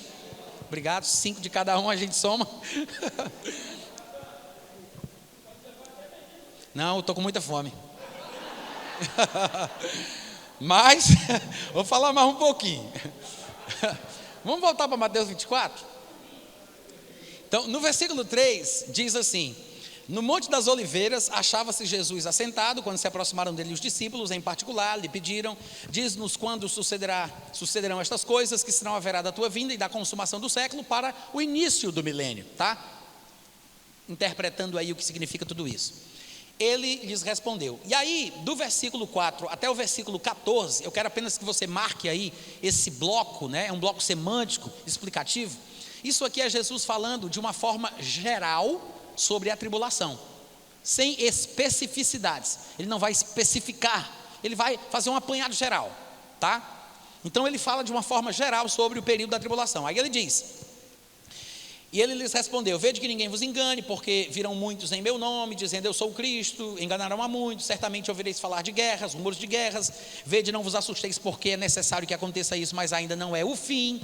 Porquanto se levantará nação contra nação, reino contra reino, haverá fomes, terremotos em vários lugares. Porém, tudo isso é o princípio das dores. Olha aqui para mim, presta atenção. Quando você encontrar na Bíblia qualquer texto que esteja fazendo menção à tribulação e aparecer a palavra dor, como aqui no caso, Jesus falou sobre o começo das dores. Você tem que lembrar que nos textos proféticos do Antigo Testamento, a imagem que Deus concedeu aos profetas hebreus sobre o período da tribulação é como se fossem dores de parto. Na verdade, até no Novo Testamento isso se repete. O próprio Paulo, lá em 1 Tessalonicenses, no capítulo 5, ele vai falar sobre o dia do Senhor como as dores que vêm aqui está para dar à luz, falando das dores de parto. E lá em Jeremias, capítulo 30, versículo 7, quando ele fala sobre este tempo, que ele chama de tempo de angústia para Jacó, ele não está falando ali de Jacó, o patriarca, porque Jacó já tinha morrido há muitos séculos. Ele está falando de Jacó, mas ele se refere aos descendentes de Jacó, que é o povo judeu, o povo hebreu. Quando ele fala do tempo de angústia para Jacó, ele está falando do momento que nunca houve, nem jamais haverá, no qual os judeus, acima de qualquer povo, vai sofrer como nunca sofreu. E nessa descrição de Jeremias capítulo 30, ele fala que eles estarão encurvados, em posição fetal, como se estivesse com dores de parto, com as mãos nos quartos, com rostos pálidos, como a mulher fica quando está para dar à luz. É a figura do período da tribulação, dores de parto. Quando Jesus diz, isso aí é o princípio das dores, ele não está falando sobre acontecimentos de guerras que nós vemos no mundo, porque guerras e coisas que ele descreve aqui acontecem desde que o mundo é mundo, antes de Jesus vir para a terra. Ele não está falando sobre essas guerras, ele está falando sobre guerras específicas do período tribulacional. E ele diz que quando isso começar, não é o fim, porque é só o começo das dores. Do que Jesus está falando? Ele está falando daquele tempo que nós chamamos de primeira metade da tribulação. O princípio das dores é a primeira metade da tribulação, 3 anos e meio, que é um período de sofrimento menos intenso do que a segunda metade. A segunda metade vai ser chamada por Jesus de grande tribulação. A tribulação é um período de 7 anos, pelo menos como eu entendo, e nós chegamos a esta conta de 7 anos por causa de textos como os textos de Daniel, que falam sobre o pacto, aliança ou tratado internacional que o anticristo há de firmar com muitos, incluindo a nação de Israel, por 7 anos, ou uma semana, como ele coloca lá, é uma semana de anos, então são 7 anos. Mas na metade desse tratado, depois de 3 anos e meio, ele quebra o acordo, e é quando ele invade a terra de Jerusalém, como inclusive Jesus aqui vai repetir. Então são 7 anos, 3 anos e meio para um lado, 3 anos e meio para o outro. Os primeiros 3 anos e meio são de sofrimentos menos intensos, e os 3 anos e meio do fim é a grande tribulação, que é o período mais brabo, né? Então, quando ele fala aqui sobre o princípio das dores, é um termo técnico, poderíamos considerar assim, para a primeira metade da tribulação, tá? Tem gente que pensa que a gente já está no princípio das dores, não, já está no começo. Não é assim que funciona, tá? A tribulação é um período demarcado, com começo, meio e fim. Não é uma coisa assim aleatória, como o pessoal vai interpretando, né? Não, provavelmente a gente já está aí na 6ª trombeta. Inclusive o menino ali falou que já passou por aqui o cavalo amarelo. E não é assim. É uma coisa muito nítida, muito clara e bem demarcada. Ninguém vai ter dúvida quando a coisa estiver acontecendo. Lembra que lá no 6º selo, em Apocalipse capítulo 6, do versículo 12 ao 18, diz que aqueles que estarão presentes sobre a terra, no momento do rompimento do 6º selo, eles clamarão para se esconder nos rochedos e nas cavernas, dizendo que chegou o tempo da ira, ou seja, o mundo vai dizer, eita, é a ira de Deus, como havia sido previsto. O mundo vai reconhecer, não é uma coisa assim aleatória. O pessoal diz, não, mas é a tribulação, a gente já está vivendo aí na tribulação. Gente, a tribulação não é uma coisa da qual você pode fugir ficando em casa e usando máscara, não. Que o pessoal pensa que é isso, né?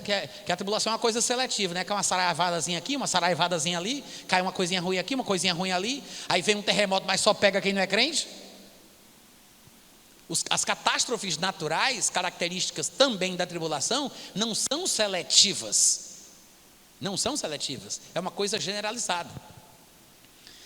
Então ele diz, isto é o princípio das dores. Então sereis atribulados, vos matarão, sereis odiados.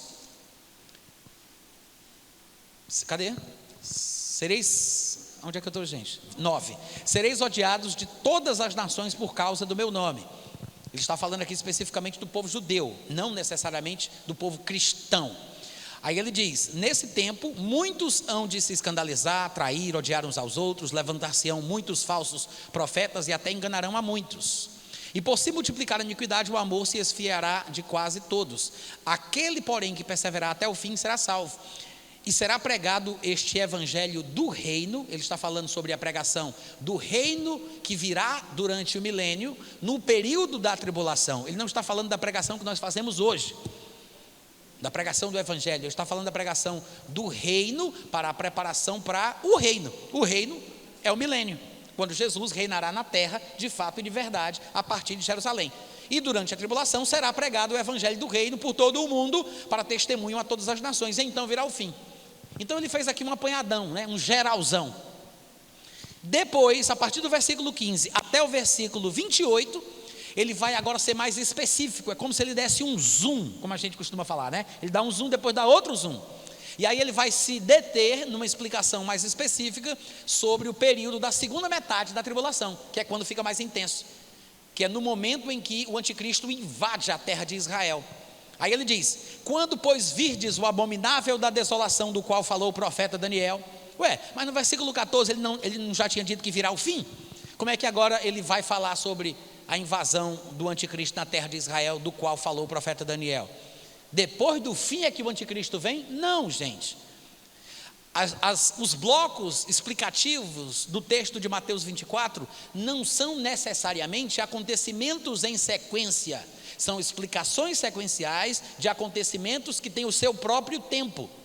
Jesus fez uma abordagem geral do versículo 4 ao versículo 14, do versículo 15 ao versículo 28, ele volta a falar da segunda metade, coisas que ele não disse antes, e depois ele vai falar sobre outras coisas. Então é por causa da falta de entendimento disso, que muitas vezes a gente pensa que o que vem, por exemplo, lá no versículo 36, 37 ou 38, vai acontecer depois do que está escrito no versículo 27, 28 e 29. Mas não é necessariamente assim, porque em alguns momentos Jesus faz recapitulações, ele faz resumos de blocos explicativos que já passaram. É melhor você entender Mateus 24 assim do que de qualquer outra forma, porque senão você vai ficar confuso, pensando que versículos que aparecem mais tarde são coisas que acontecem depois do que dizem os versículos que apareceram antes, mas não necessariamente é assim. Quantos estão entendendo? Tanto é que do versículo 15 em diante, ele vai falar da invasão do anticristo, que acontece na metade da semana, como falou o profeta Daniel. O próprio Jesus diz, Daniel falou sobre isso. Aí ele diz, quando pois virdes o abominável da desolação, do qual falou o profeta Daniel no lugar santo, e quem lê o livro de Daniel entenda, Jesus está dizendo aqui, então os que estiverem na Judéia, fujam para os montes, porque a Judéia contém o lugar santo, ou está no lugar santo. Quem estiver sobre o eirado, não desça a tirar de casa coisa alguma. Quem estiver no campo, não volte atrás para buscar a sua capa. Ai das que estiverem grávidas, das que amamentarem naqueles dias, porque grávida não consegue nem andar direito. Imagina correr para fugir, para salvar a própria pele, né? Imagina correr, a mulher não consegue nem andar, a coitada. Imagina correr. Ai das que estiverem grávidas, ai das que amamentarem naqueles dias, porque vai ser um aperreio. Orai para que a vossa fuga não se dê no inverno nem no dia de sábado, porque o judeu só pode andar 1 quilômetro em dia de sábado. E no inverno, lá em Israel, principalmente em Jerusalém, em algumas regiões do norte, quando o inverno é muito, muito rigoroso, não dá para se locomover, as escolas fecham, os aeroportos, as pessoas não vão trabalhar, eles recomendam que as pessoas não saiam de carro nas ruas, porque é perigoso. Imagina fugir no inverno, ou num dia de sábado. É por isso que Jesus está falando isso. Ele está falando de pessoas que vão fugir da Judéia. Aí chega os sábios da internet de hoje em dia, aí fica dizendo, está vendo aí o que a Bíblia disse? Jesus mandou a gente fugir dos centros urbanos, devemos viver no meio do mato, plantar a comida que nós comeremos, devemos fugir do 5G, que é a marca da besta. Jesus não disse isso não, gente. Está doido, é? Jesus não disse isso não. Ele está falando para o pessoal fugir da Judéia, quando o anticristo estiver lá. Ele não está falando para fugir da cidade, para fugir disso, fugir daquilo. Não, o pessoal tem cada interpretação louca, e o pior não é isso. O pior é que tem gente besta que acredita. Sabia disso? Aí ele diz, 21, porque nesse tempo haverá grande tribulação. Na descrição geral que ele deu ali da tribulação, quando ele fala do princípio das dores, a gente associa com a primeira metade. Quando ele fala agora da segunda metade, que é justamente quando o anticristo invade a terra de Israel, quebrando aquele tratado de 7 anos, no meio da semana, né? Então é a grande tribulação. Muitos tribulacionistas fazem, muitos escatologistas fazem esse tipo de descrição. Primeira metade, princípio das dores, segunda metade, grande tribulação. Nesse tempo haverá grande tribulação, como desde o princípio do mundo até agora não tem havido nem haverá jamais. E aí ele fala, não tivessem aqueles dias sido abreviados, ninguém será salvo, mas por causa dos escolhidos, tais dias serão abreviados. A palavra escolhidos aí que aparece, ela pode se referir à igreja, pode se referir aos judeus, pode se referir ao grupo que é formado pelos dois povos, judeus e gentios. O contexto é que determina isso, tá? Não pense que escolhidos tem que ser sempre o mesmo povo, o mesmo tipo de gente. Não, depende do contexto. O contexto aqui é totalmente judaico, eu não sei se você percebeu. Ele fala sobre a invasão do anticristo na terra santa, no lugar santo. E é por isso que quem está na Judéia deve fugir. Ele menciona eirado, que é uma construção arquitetônica típica dos judeus, né? Ele fala sobre o inverno, o dia do sábado. Ele está falando sobre um ataque específico à terra de Israel. Então, quando ele fala dos escolhidos, ele está falando do povo escolhido. Se você for ler o livro de Daniel, que é o livro que Jesus Cristo avaliza, né? Ele dá o aval ao livro de Daniel, ele cita o livro de Daniel nesse contexto. Se você for ler lá, você vai ver várias vezes Daniel falando sobre o povo santo, o povo eleito, o povo escolhido, dizendo que o anticristo vai perseguir o povo santo, vai mudar as suas leis, vai mudar o tempo, as suas leis, vai destruí-los, persegui-los, maltratá-los, porque é o povo que é assim que é chamado o povo de Israel, o povo escolhido, né? Embora em certos contextos do Novo Testamento a mesma palavra seja usada para o cristão, que é tanto o judeu quanto o gentil. Pode ser o judeu e o gentil. A igreja de Jesus é formada pelos dois povos, judeus e gentios. E às vezes a igreja é chamada de o povo escolhido, o povo santo, o povo de Deus, tá? O contexto determina isso. Para os que pensam que não tem distinção, basta você ler o livro de Atos, do começo ao fim. Você vai ver quantas vezes no livro de Atos os pregadores e o autor se dirigem à nação judaica, chamando-os de filhos de Israel. Fala sobre o Deus de Israel, o Deus deste povo. E ao mesmo tempo no livro de Atos se referem à igreja, ou seja, a igreja e o povo de Israel, o Deus de Israel, são mencionados simultaneamente, mostrando que há uma distinção entre os grupos. Em 1 Coríntios capítulo 10, versículo 32, o próprio Paulo diz que nós não devemos dar ou ser motivo de escândalo, nem para a igreja, nem para os judeus, nem para os gentios. Ou seja, a igreja já existia há um bom tempo, e Paulo escreve 1 Coríntios 10, 32 falando sobre os três povos. Ele fala da igreja, dos judeus e dos gentios. Se fosse uma coisa só e a igreja tivesse se transformado em Israel, como alguns interpretam, ele não teria feito a distinção. O problema é porque o povo não entende direito o que ele diz lá em Gálatas 6,16, quando ele usa a expressão o Israel de Deus, e muita gente pensa que ele está falando da igreja, mas não é. O próprio texto mostra ali em Gálatas 6, que ele está fazendo uma distinção entre os povos, mas o povo nem percebe isso, né? De qualquer forma, os escolhidos aqui provavelmente são os mesmos escolhidos do texto de Daniel. Basta você dar uma olhadinha em Daniel e você vai entender, já que o contexto é o livro de Daniel, porque o próprio Jesus cita o livro de Daniel para começar a falar isso aqui, né? Aí ele diz: então, se alguém vos disser, eis aqui o Cristo, ou ei-lo ali, não acrediteis, porque surgirão falsos cristos, falsos profetas, operando grandes sinais, prodígios, para enganar, se possível, os próprios escolhidos ou eleitos, que são os mesmos. Vede que vulo tenho predito. Portanto, se vos disserem, eis que ele está no deserto, não saiais, ou ei-lo no interior da casa, não acrediteis, porque assim como o relâmpago sai do oriente e se mostra no ocidente, assim há de ser a vinda do Filho do Homem.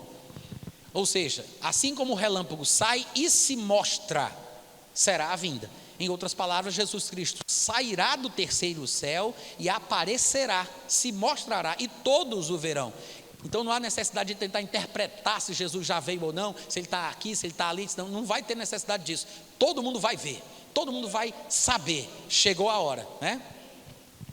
Em outras palavras, o que nós chamamos tecnicamente de vinda de Cristo é o momento em que ele aparece no céu. Mas quando os textos bíblicos falam sobre a volta de Jesus, a vinda de Jesus, eles não se referem a um acontecimento pontual que se dá num período de 24 horas. É uma coisa muito mais abrangente que envolve vários acontecimentos em sequência. Então, dependendo do contexto, a vinda ou volta de Cristo pode estar se referindo à tribulação, ao arrebatamento ou à sua manifestação depois da tribulação que nós acabamos de ler aqui. Para que você entenda isso um pouco melhor, basta você pensar na primeira vinda. Sabemos que os judeus não consideram nada de primeira, de segunda vinda. Eles acham que o Messias ainda não veio, que Jesus não era o Messias prometido. Então, para eles não existe esse negócio de primeira ou de segunda, é uma vez só. Nós, que somos cristãos, entendemos um pouco melhor as coisas e percebemos que a profecia do Antigo Testamento falava de duas vindas, e nunca se percebeu isso. Então, na primeira vinda acontecerão certas coisas, na segunda vinda acontecerão certas coisas. Na primeira vinda de Cristo, vários acontecimentos em sequência se desenrolaram, né? Anjos apareceram avisando sobre o seu nascimento, apareceram para Isabel, apareceram para Maria, e depois, quando ele nasce, ele é levado ao templo no 8º dia para ser circuncidado, para dar testemunho da lei de Moisés, como registra o Evangelho de Lucas. Depois fala que ele com 12 anos está discutindo sobre as coisas de Deus no templo. Em seguida, ele é batizado por João Batista quando tem mais ou menos 30 anos de idade, e aí começa o seu ministério. Depois ele entra sentado num jumentinho na cidade de Jerusalém, cumprindo uma profecia que é chamada de a entrada triunfal, né? Nós consideramos essa entrada assim. Então, há vários momentos relacionados à primeira vinda de Cristo. Ele morre, ele ressuscita, ele aparece 40 dias, depois ele é assunto aos céus. Se nós fôssemos falar de um acontecimento desta sequência em cadeia, qual destes acontecimentos nós poderíamos chamar de a vinda de Cristo, tecnicamente falando, a primeira vinda? Porque quando nós falamos de forma geral, nós atribuímos a todo o período, né? No qual muitas coisas aconteceram. Mas existe um momento específico no Novo Testamento que é considerado de forma técnica como a primeira vinda. A gente pode dizer que tudo faz parte da primeira vinda, mas tecnicamente é uma coisa só, embora tudo faça parte daquele momento profético, que não é um dia de 24 horas. Qual é o momento, tecnicamente falando, que a Bíblia, o Novo Testamento, diz que é a primeira vinda? O momento da vinda de Cristo é o momento em que ele é batizado no batismo de arrependimento que João pregou. Não é quando ele nasce, não é quando ele vai para o templo, não é quando ele é circuncidado, não é quando ele entra em Jerusalém, é quando ele é batizado no batismo das águas que João pregou. Tanto é que lá em 1 João, no capítulo 3, se eu não estiver enganado, a Bíblia diz: quem é que vence o mundo, senão aquele que crê que Jesus Cristo é o Filho de Deus? Este Filho de Deus é aquele que veio por meio da água e por meio do sangue. O que significa isso? Para ele ser manifesto a Israel e de Israel ao mundo, ele primeiro surgiu através do batismo nas águas que João pregou. Porque o batismo das águas representava que o Filho de Deus estava morto, mas voltaria a viver. Né? O Filho de Deus morreu quando Adão pecou, mas ele ressuscita quando Jesus sai dos mortos. Então Jesus ali, ele é batizado para representar a morte do Filho de Deus e a ressurreição do Filho de Deus que estava morto. Tanto é que quando ele sai das águas, que representa a morte e a ressurreição, abriu-se os céus e uma voz disse: está aí o meu filho, está aí o meu filho, em quem eu tenho prazer. É dali para frente que Jesus começa a fazer milagre, começa a pregar. Antes não, porque o marco do Evangelho, o marco inicial do Evangelho é o batismo nas águas, é o momento em que ele vem. O próprio João Batista disse: eu não o conhecia, mas para que ele fosse manifesto a Israel, por isso eu vim batizando em água. Porque ele se manifesta a Israel, ele vem, tecnicamente falando, na sua primeira vinda, quando ele passa pelo batismo de arrependimento. Que é por isso que João diz: é aquele que veio por água e por sangue. Não somente por água, que é uma figura da sua morte, mas pelo próprio derramamento do sangue em si, né? Porque Jesus só foi designado Filho de Deus com poder quando ele ressuscitou dentre os mortos. Que é o que está escrito lá em Romanos capítulo 1, versículo 3 e 4. Ele diz que Jesus era considerado como filho de Deus, Jesus era filho de Davi segundo a carne, mas foi declarado filho de Deus com poder, segundo o Espírito de Santidade, pela ressurreição dentre os mortos. Somente quando ele ressuscita é que ele é declarado, designado filho de Deus com poder. Que é o que também está escrito lá em Atos capítulo 13, versículo 32 e 33, quando Paulo diz que Deus cumpriu as promessas que havia feito aos pais, quando ressuscitou Jesus dentre os mortos, como também está escrito no Salmo 2: tu és meu filho, foi hoje que eu te gerei. Então ele é declarado, designado Filho de Deus em poder quando ressuscita. Então o Filho de Deus volta à vida e ele representa isso no batismo, que representa a morte e a ressurreição, mas não somente ele veio por água, ele também veio por sangue, que é o que João está falando. Então a vinda de Cristo, tecnicamente, é o momento do batismo, embora possamos considerar todos os acontecimentos como atrelados profeticamente ao que chamamos de primeira vinda. Quantos estão entendendo? Por exemplo, lá em Atos capítulo 10, versículo 37, se eu não me engano é Pedro que diz, não tenho certeza, eu acho que é Pedro, pode ter sido Paulo, não importa, mas o Espírito Santo fala através do homem que está lá. Ele diz: vós conheceis a palavra que se divulgou por toda a Judéia, desde a Galileia, depois do batismo que João pregou, como Deus ungiu a Jesus de Nazaré como Espírito Santo e com poder, o qual andou por toda a parte, fazendo bem e curando a todos os oprimidos do diabo, porque Deus era com ele. olha o que ele diz: vós conheceis a palavra que se divulgou por toda a Judeia, desde a Galileia, depois do batismo. A palavra começa depois do batismo. É por isso que lá em Marcos capítulo 1 está escrito: o princípio do evangelho de Jesus Cristo. Como disse o profeta Isaías, apareceu João Batista pregando o batismo de arrependimento. Ou seja, o princípio do evangelho, como havia sido profetizado, foi no aparecimento de João Batista, fazendo o batismo nas águas. Esse é o princípio do evangelho de Jesus, que é por isso que depois que Judas morre, Pedro, pelo Espírito Santo, ele diz: é necessário, lá em Atos capítulo 1, versículo 21 e 22, ele diz: é necessário que dos homens que nos acompanharam durante todo o tempo que o Senhor Jesus veio até nós, começando no batismo de João, até o dia que ele foi elevado às alturas, um destes se faça testemunha conosco da sua ressurreição. Ele diz: não importa se você não acompanhou Jesus do batismo de João para trás, porque o começo é no batismo de João, é dali para frente. Então, tecnicamente falando, a primeira vinda é ali, no batismo. Embora vários outros acontecimentos estejam associados ao tempo, que não é um dia de 24 horas, associados ao tempo que profeticamente chamamos de a vinda de Cristo, a primeira vinda. Da mesma forma, a segunda vinda tem um momento pontual, que é técnico, que poderíamos dizer, esta é a vinda, que é quando ele aparece. Mas não significa que não existam outros textos, não significa que não existam outros textos no Novo Testamento que falem sobre a volta, sobre a vinda, mas apontando para outros momentos que não sejam necessariamente a ocasião em que ele sai do terceiro céu e aparece, assim como um relâmpago que sai e se mostra. Amém, gente? Então, ele fala no versículo... Qual é o versículo? Me perdi. 27. Assim como o relâmpago sai do oriente e se mostra no ocidente, assim há de ser a vinda do Filho do Homem. Onde estiver o cadáver, aí se ajuntarão os abutres. Pronto, terminou a segunda metade da tribulação. E aí, no versículo 29, 30 e 31, ele fala especificamente sobre este momento da sua aparição. E ele diz: logo em seguida a tribulação daqueles dias... porque ele já falou da tribulação do 4 ao 14, depois do 15 ao 28 ele especifica questões da segunda metade da tribulação, e aí ele acrescenta e diz: depois da tribulação daqueles dias, o sol escurecerá, a lua não dará a sua claridade, as estrelas cairão do firmamento, os poderes dos céus serão abalados, então aparecerá no céu o sinal do Filho do Homem, todos os povos da terra se lamentarão, verão o Filho do Homem vindo sobre as nuvens do céu com poder e muita glória. Ele enviará os seus anjos com grande clangor de trombeta, os quais reunirão os seus escolhidos. Mais uma vez a palavra escolhidos aparece aí, é a terceira vez que ela aparece no contexto de Mateus 24, enquanto Jesus fala especificamente sobre o povo judeu. Aí ele diz: os quais reunirão os seus escolhidos dos quatro ventos, de uma a outra extremidade dos céus. Veja que ele fala sobre um ajuntamento final do povo escolhido, que é o povo judeu.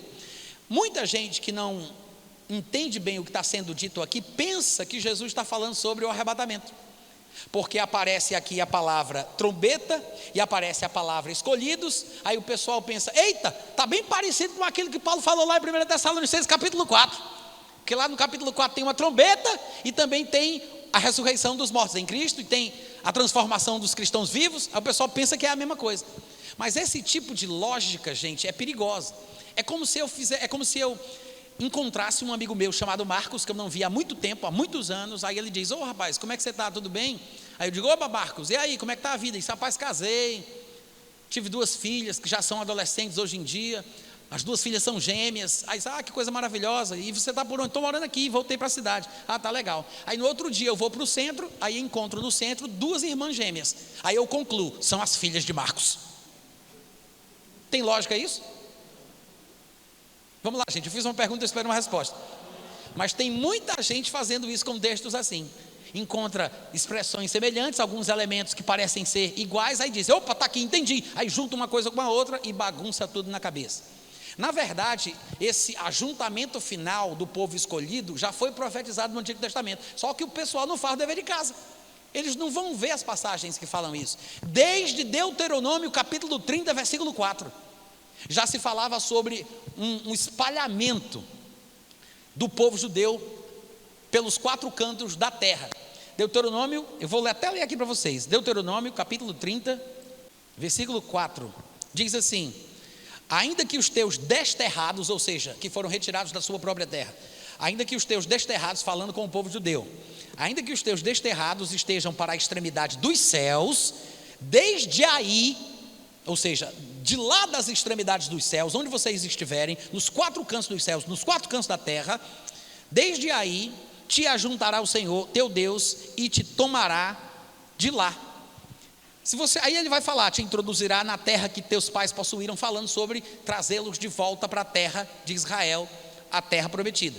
Mas se você observar, claro que existem outros lugares, mas tem um deles que eu gosto muito, que é Isaías capítulo 27, versículos 12 e 13, onde mais uma vez se repete a mesma profecia de um futuro ajuntamento final do povo judeu, o povo escolhido. Em Isaías 27, 12 ele diz: naquele dia, falando de um tempo futuro, um tempo final, em que o Senhor debulhará o seu cereal desde o Eufrates até o ribeiro do Egito, e vós, ó filhos de Israel, sereis colhidos um a um. Naquele dia se tocará uma grande trombeta, e os que andavam perdidos pela terra da Síria e os que foram desterrados para a terra do Egito tornarão a vir e adorarão ao Senhor no Monte Santo em Jerusalém. Ele está falando sobre um futuro ajuntamento final do povo escolhido, do povo judeu, do povo hebreu. Há vários lugares no Antigo Testamento que dizem isso. Parece que ele falou trombeta, não foi? Hein? Só os vivos, sem tumulto. Falou, não falou? É exatamente isso, porque a trombeta está sendo usada aqui como figura de uma convocação. A trombeta tinha muitos propósitos, em jogos, em movimentações militares. Naquela época era uma espécie de buzina, de sinal de alerta, para avisar, para pedir silêncio, para um arauto se pronunciar, mesmo na cultura judaica como na cultura greco-romana.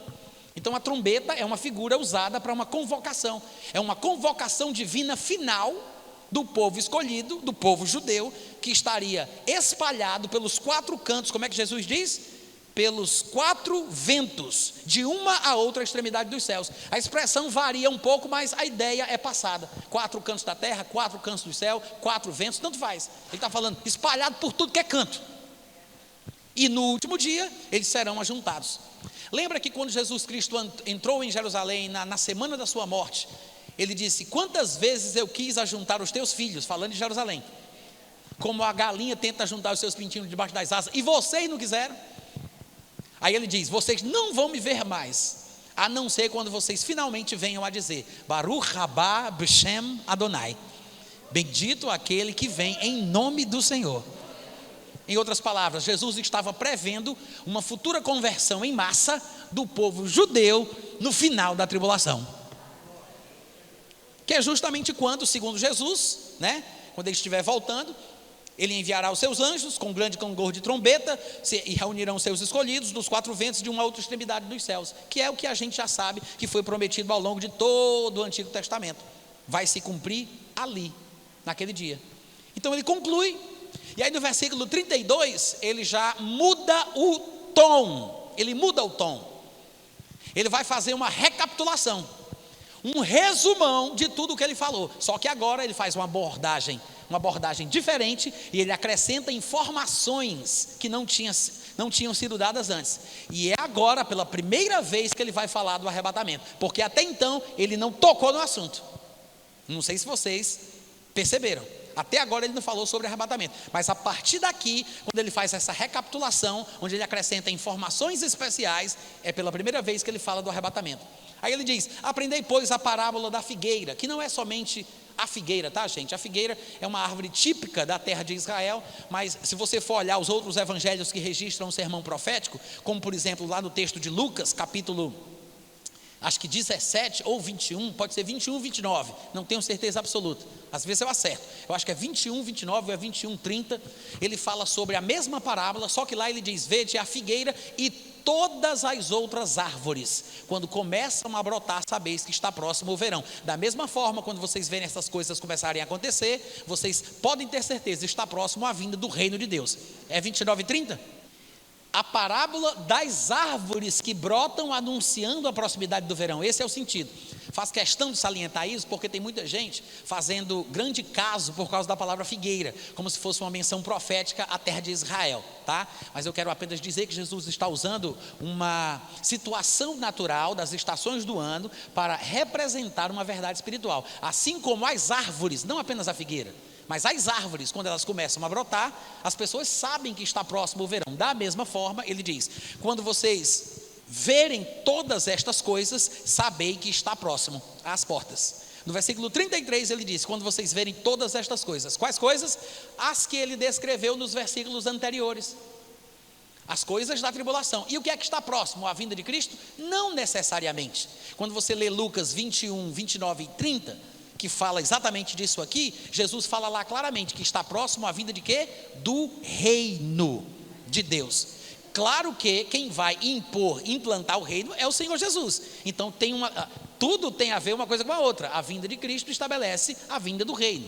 Mas é exatamente sobre isso que ele diz: quando vocês verem acontecer estas coisas que foram descritas por ele sobre a tribulação, vocês podem ter certeza, não vai durar muito tempo até que o reino de Deus se estabeleça. Quantos entenderam? Então Jesus fala sobre a tribulação anunciar a proximidade da vinda do reino. Não vai durar muito tempo.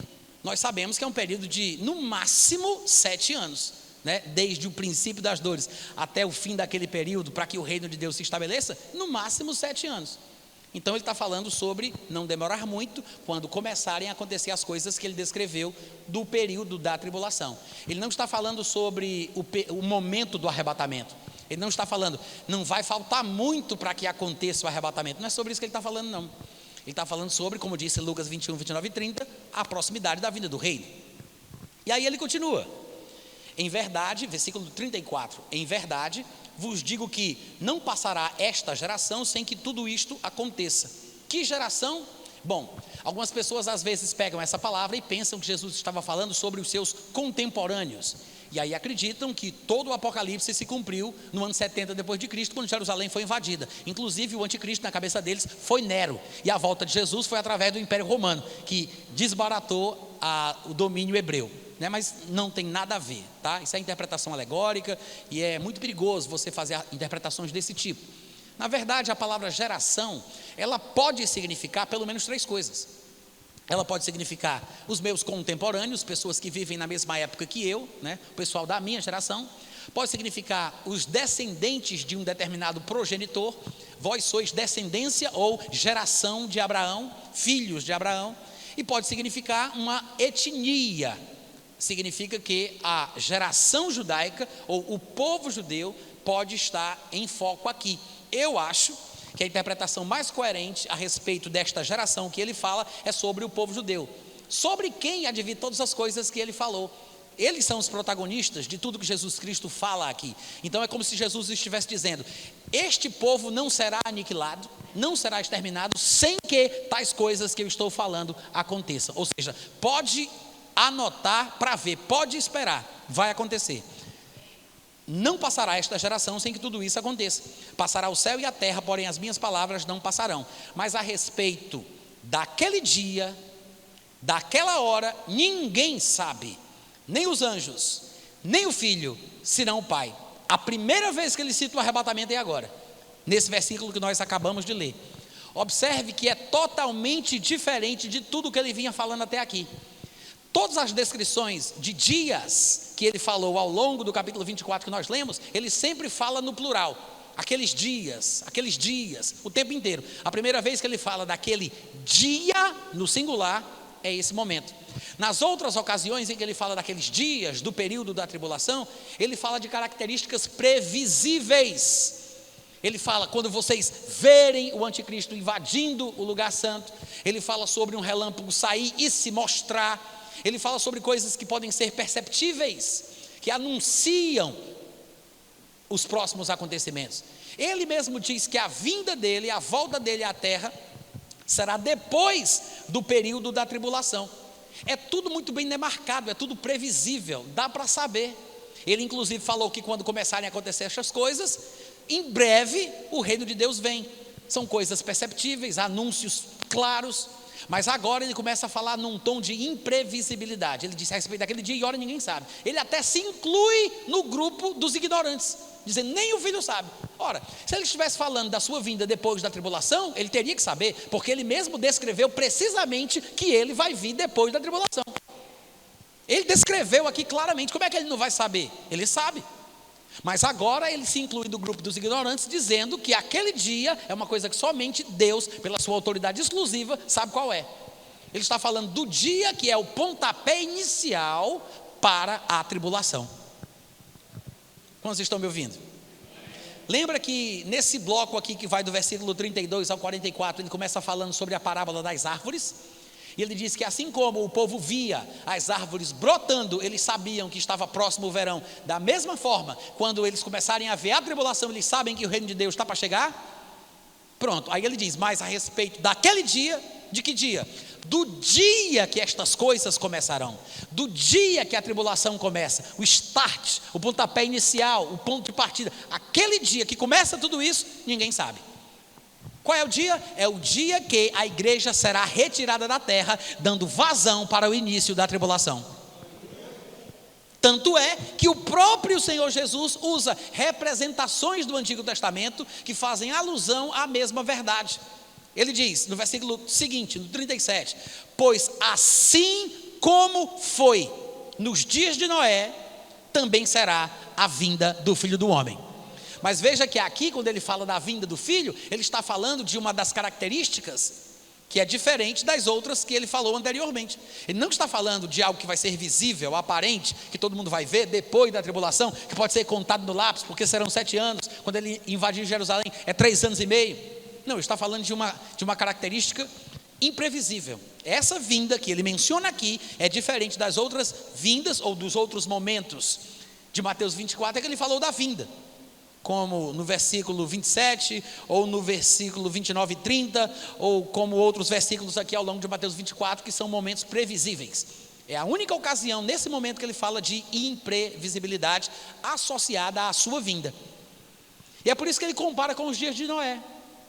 Aí ele diz, por que é comparado aos dias de Noé? Porque assim como nos dias anteriores ao dilúvio, que é uma figura da tribulação, como nos dias anteriores ao dilúvio, comiam, bebiam, casavam, davam-se em casamento, até o dia que Noé entrou na arca, e eles, é o sujeito oculto aí, né? Eles não perceberam, senão quando veio o dilúvio e levou a todos, ou destruiu a todos. Assim será também a vinda do Filho do Homem. Então observa que coisa interessante, ele fala que o povo do mundo contemporâneo de Noé não perceberam, porque Noé entrou na arca e eles não perceberam até que veio o dilúvio. Aí eu pergunto para vocês, será que Noé também não sabia em que momento seria retirado da terra? Será que Noé não sabia em que momento estaria dentro da arca para ser elevado sobre as águas da tribulação do seu tempo? Será que Noé não sabia? Sabia. Na verdade, Noé sabia que Deus não mandaria o dilúvio enquanto ele não terminasse a sua tarefa, enquanto ele não terminasse a sua obra. A Bíblia fala lá no livro de Pedro que a longanimidade de Deus aguardava nos dias de Noé enquanto ele preparava a arca. Ou seja, era o tempo limite para a vinda da tribulação, para o tempo da vinda do dilúvio. Noé não estava desavisado. Noé sabia que a vinda da tribulação dependia da sua tarefa, do seu tempo, do seu trabalho, da sua missão. Somente depois que ele tivesse concluído o que ele tinha que fazer, que ele estivesse dentro da arca, aí é que Deus mandaria o dilúvio. O povo do mundo da época de Noé foi pego de surpresa, mas Noé não estava desavisado. Da mesma forma, a igreja do Senhor Jesus não fica alheia à proximidade do dia da vinda de Deus, do dia da vinda de Cristo, do dia do arrebatamento. A igreja não está desavisada. Tanto é que lá em Hebreus capítulo 10, versículo 25 está escrito: não deixemos de nos congregar como é costume de alguns, antes pelo contrário, façamos admoestações, e tanto mais admoestações devemos fazer, quanto vemos que aquele dia se aproxima. Ele diz: tanto mais admoestações deveis fazer, quanto vedes que o dia se aproxima. Ou seja, é uma capacidade de perceber a proximidade, é uma percepção espiritual que só o crente tem. Que é por isso que lá em 1 Coríntios, 1 Tessalonicenses, capítulo 5, Paulo diz: o dia do Senhor virá como um ladrão de noite, mas vós, irmãos, não estáis em trevas, para que esse dia vos apanhe de surpresa como um ladrão de noite. O povo do mundo vai ser surpreendido, mas nós não. A igreja será retirada primeiro e somente depois é que virá a tribulação. Assim como Noé foi retirado primeiro, para que o dilúvio, que é uma figura da tribulação, pudesse seguir o seu curso. Aí ele diz, no versículo 40, estarão 2 no campo, um será tomado, o outro será deixado. 2 estarão trabalhando num moinho, um será tomado e deixado a outra. Portanto, vigiai, mostrando mais uma vez que nesse bloco explicativo há a característica da imprevisibilidade, coisa que ele jamais falou nos versículos anteriores. Vigiar, ladrão de noite, vai ser surpresa, ninguém sabe o dia, ninguém sabe a hora. Ele está falando do arrebatamento. Para os que são arrebatados, é um momento de bênção e de glória, de paz, de livramento. Para quem fica, é como a experiência de ser surpreendido por um ladrão na noite. Por isso que a expressão ladrão na noite pode ser usada em relação ao arrebatamento, mas não designa ou não descreve a experiência do cristão, porque para o cristão não é como um ladrão na noite.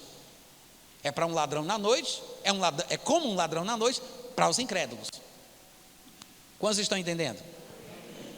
E outra coisa, quando ele diz, um será tomado, o outro será deixado, como está escrito aí no versículo 40 e 41, ele está falando sobre ser tomado por Jesus para ir para o céu, tá? Muita gente se atrapalha, eu não sei se é analfabetismo funcional, eu não sei se é maldade, eu não sei o que é isso, mas o pessoal lê esse versículo 39 que diz assim: não perceberam senão quando veio o dilúvio e os levou a todos. Aí no versículo seguinte fala, então 2 estarão no campo, um será tomado. Talvez algumas versões digam um será levado, não sei, talvez tem aí levado. Então eles pegam esse levado do versículo 40, juntam com o levado do versículo 39, aí dizem assim, olha como é profundo, eles dizem assim, quem é que foi levado na época do dilúvio? Quem é que foi levado? Foram justos ou foram os pecadores? Aí a pessoa pensa e diz, eu acho que foram os pecadores, foram levados pelas águas do dilúvio. Aí diz, então, quem é que vai ser levado no arrebatamento, já que vai ser como no dia de Noé que o povo foi levado? Quem vai ser levado é quem não presta. Aí eles dizem, quem vai ser levado aqui é os pecadores para serem, sei lá, punidos, julgados no final da tribulação, e quem vai ser deixado é o povo justo que vai ser deixado para entrar no milênio. Vocês entenderam? Não? Nem eu. Mas é assim que eles interpretam. Só que o que é engraçado disso, sabe o que é? Eles pensaram que a Bíblia foi escrita em português, porque na verdade o texto grego original usa 2 palavras diferentes. Quando no versículo 39 diz, veio o dilúvio e levou a todos, é uma palavra. Quando chega no versículo 40 e diz, 2 estarão no campo e será levado ou tomado, é outra palavra. Qualquer uma das 2 palavras no grego poderia ser usada para falar dos 2 acontecimentos, tanto do dilúvio como do que vem no versículo 40. Mas por alguma razão misteriosa, houve uma mudança entre as palavras usadas num versículo e no outro. Por quê? Porque as palavras têm peso e há uma significação aí. A palavra que é usada no versículo 39 é uma palavra diferente, usada para condenação e juízo, e a palavra no versículo 40, quando diz um será levado e deixado o outro, é para lambano, que é usada muito comumente em contextos positivos. Ela só é usada em contextos positivos, Natan? Não, ela é usada em contextos negativos também. Por exemplo, quando a Bíblia diz que Satanás levou Jesus ao pináculo do templo, ou o levou a um determinado lugar para ser tentado, é a palavra para lambano também.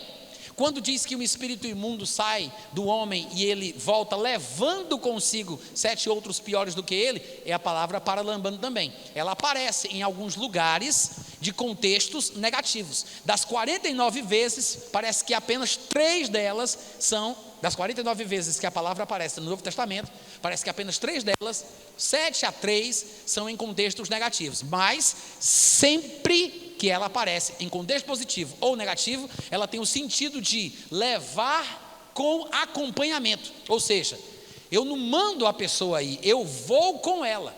Sempre assim. Quando o espírito imundo leva, ele leva consigo outros 7 espíritos. Quando a palavra paralambano aparece lá, é levando consigo.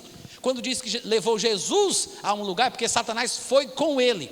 A palavra paralambano, sempre, 100% das vezes que ela aparece no Novo Testamento, ela está associada a levar na companhia de, tá? Então, se esta palavra fosse usada aqui para falar dos justos, é muito estranho, porque ele está falando sobre o que vai acontecer no final da tribulação. É assim que interpretam alguns pré-tribulacionistas e pós-tribulacionistas, tá? Tem uma linha pré-tribulacionista que acha que isso aqui se refere a um momento do juízo que vai acontecer no final da tribulação. Por quê? Porque esses versículos estão depois dos versículos 29, 30 e 31, quando fala da vinda de Cristo. Então, só pode acontecer depois, que é quando Deus vai separar os justos dos injustos e vai levar os injustos para receberem a punição que lhes é devida. Mas não faz sentido, porque nesse momento em que Jesus está falando aqui, as características são de imprevisibilidade.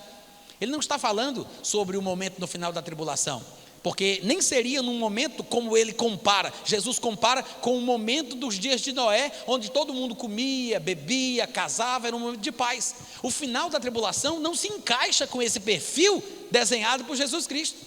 É o período em que o anticristo estará na terra de Israel e ele vai voltar para matar o anticristo e os seus exércitos com o sopro da sua boca. Não é um momento de paz e segurança, onde todos podem comer, beber, casar, se dar em casamento, festejar. Não, ainda não. Quantos estão entendendo? Não pode ser uma suposta separação no final da tribulação para levar uns para isso, outros. Não pode ser. Tem que ser um momento antes da tribulação começar. Tanto é que a comparação que Jesus faz é com os dias anteriores ao dilúvio. Amém, gente? Gente, é isso mesmo, 1 hora e 52 minutos, já estou pregando aqui. Meu Deus. Vou encerrar. Na verdade, a palavra paralambano, que significa acompanhamento, não se encaixa no contexto, porque se os que são levados são os ímpios, significaria que Jesus os levaria pessoalmente, que os acompanharia para o juízo. E os que são deixados, a palavra que é usada aqui, é uma palavra que no Novo Testamento é usada para abandono, para ser deixado, que é justamente uma coisa que Jesus Cristo disse que o bom pastor não faz com as suas ovelhas. Ele disse que o mercenário abandona, usando essa palavra, as suas ovelhas, mas que o bom pastor não faz. Jesus lá em João também vai dizer que o pai não o abandonou, não o deixou só, usando a mesma palavra. Como é que ele vai usar no grego a palavra que é usada para abandonar, para falar dos justos, e ele usa a palavra para acompanhar para os injustos? Ou seja, Jesus vem, acompanha quem não presta e abandona os justos. Vocês estão me ouvindo, gente? Não faz sentido. O cenário não se encaixa no que Jesus está explicando. Não pode ser no final da tribulação, no momento de guerra, que ele morre, não morre, ora não morre. Não pode ser. É um dia de paz, de segurança, onde eles comem, bebem, confraternizam. É antes, é nos dias anteriores à tribulação, assim como na época de Noé foram nos dias anteriores ao dilúvio. É quando ele vai tomar a sua igreja, levar os santos ao céu, como ele prometeu em João capítulo 14, do versículo 1 ao 3. Voltarei, vos paralambano para mim mesmo, vos receberei para mim mesmo, que é a palavra que está lá, a mesma palavrinha que está aqui, tá? E para quem não sabe, João 14 foi um discurso que Jesus fez 2 dias depois desse dia aqui, que ele falou isso aqui, o sermão profético. 2 dias depois, ele usa a mesma palavra, do levados aqui, dos que serão levados. Vos receberei para mim mesmo, que é a mesma palavra que é usada quando o anjo diz a José: não temas receber por mulher como esposa a Maria. A mesma palavrinha. Jesus diz: voltarei, vos receberei, vos tomarei, vos levarei para mim mesmo, para que onde eu estiver estejais vós também. Ele diz: vou levar vocês para a casa do meu pai, que nós sabemos que é o céu. Então, na escatologia bíblica, existe um momento em que a igreja vai ser levada por Jesus para estar no céu por um período de tempo. O arrebatamento pós-tribulacionista, ele não prevê este momento no céu e despreza João 14 ou reinterpreta ele de forma alegórica, supondo que a volta de Jesus ali é individual para todo crente que morre. O crente morre, Jesus volta, pega a pessoa e leva para o céu. Não é isso que Jesus está falando ali. Mas a escatologia pós-tribulacionista não prevê esse momento no céu, como está escrito em João 14 e em outros textos que falam do momento em que teremos que comparecer perante o tribunal de Cristo para prestar contas pelo bem e pelo mal que fizermos por meio do corpo. Porque no arrebatamento pós-tribulacionista, Jesus volta até uma determinada altura, aí a igreja é arrebatada até a camada de ozônio, até a estratosfera, toposfera, não sei precisar a altura, não sei se vocês entraram num consenso. Mas aí sobe até o meio do caminho para depois baixar para a terra.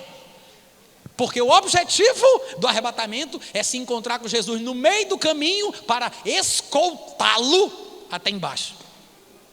Sabia disso? Inclusive eles usam uma palavra grega que está lá em 1 Tessalonicenses capítulo 4, que eles dizem que é um termo técnico para falar sobre escolta. O que é um erro, porque no próprio Novo Testamento a palavra é usada em contextos diferentes, de forma diferente, sem escolta coisa nenhuma. Mas eu vou encerrar porque não dá para pregar a Bíblia toda numa manhã só, né, gente? Eu espero que essas poucas coisas, não poucas, né? Talvez não tão poucas, mas eu espero que aquilo que foi dito aqui seja uma bênção na tua vida, que você possa crescer, se animar, se interessar e perseverar no seu estudo. Eu estou terminando um livro sobre o arrebatamento antes da tribulação. Algumas das coisas que vocês ouviram estão lá, talvez até melhor explicadas no livro do que na mensagem oral. E daqui a um mês talvez ele esteja pronto e seja publicado, tá? Eu tenho 6 livros publicados, alguns deles estão ali atrás. Eu tenho um site que é o meu nome, natanrufino.com.br. Tem centenas de pregações minhas lá sobre vários assuntos diferentes. Tem um canal no YouTube que é o meu nome também. Então se você quiser mergulhar, aprender um pouco mais, ouvir com mais calma, inclusive esta gravação vai para esse mesmo destino. Tem um podcast de áudio, tem o canal do YouTube com vídeo. Então basta que vocês acessem na internet e gastem um tempinho estudando e crescendo em Deus. Que Deus abençoe a cada um de vocês. Obrigado pela paciência. Até mais tarde em nome de Jesus. Amém.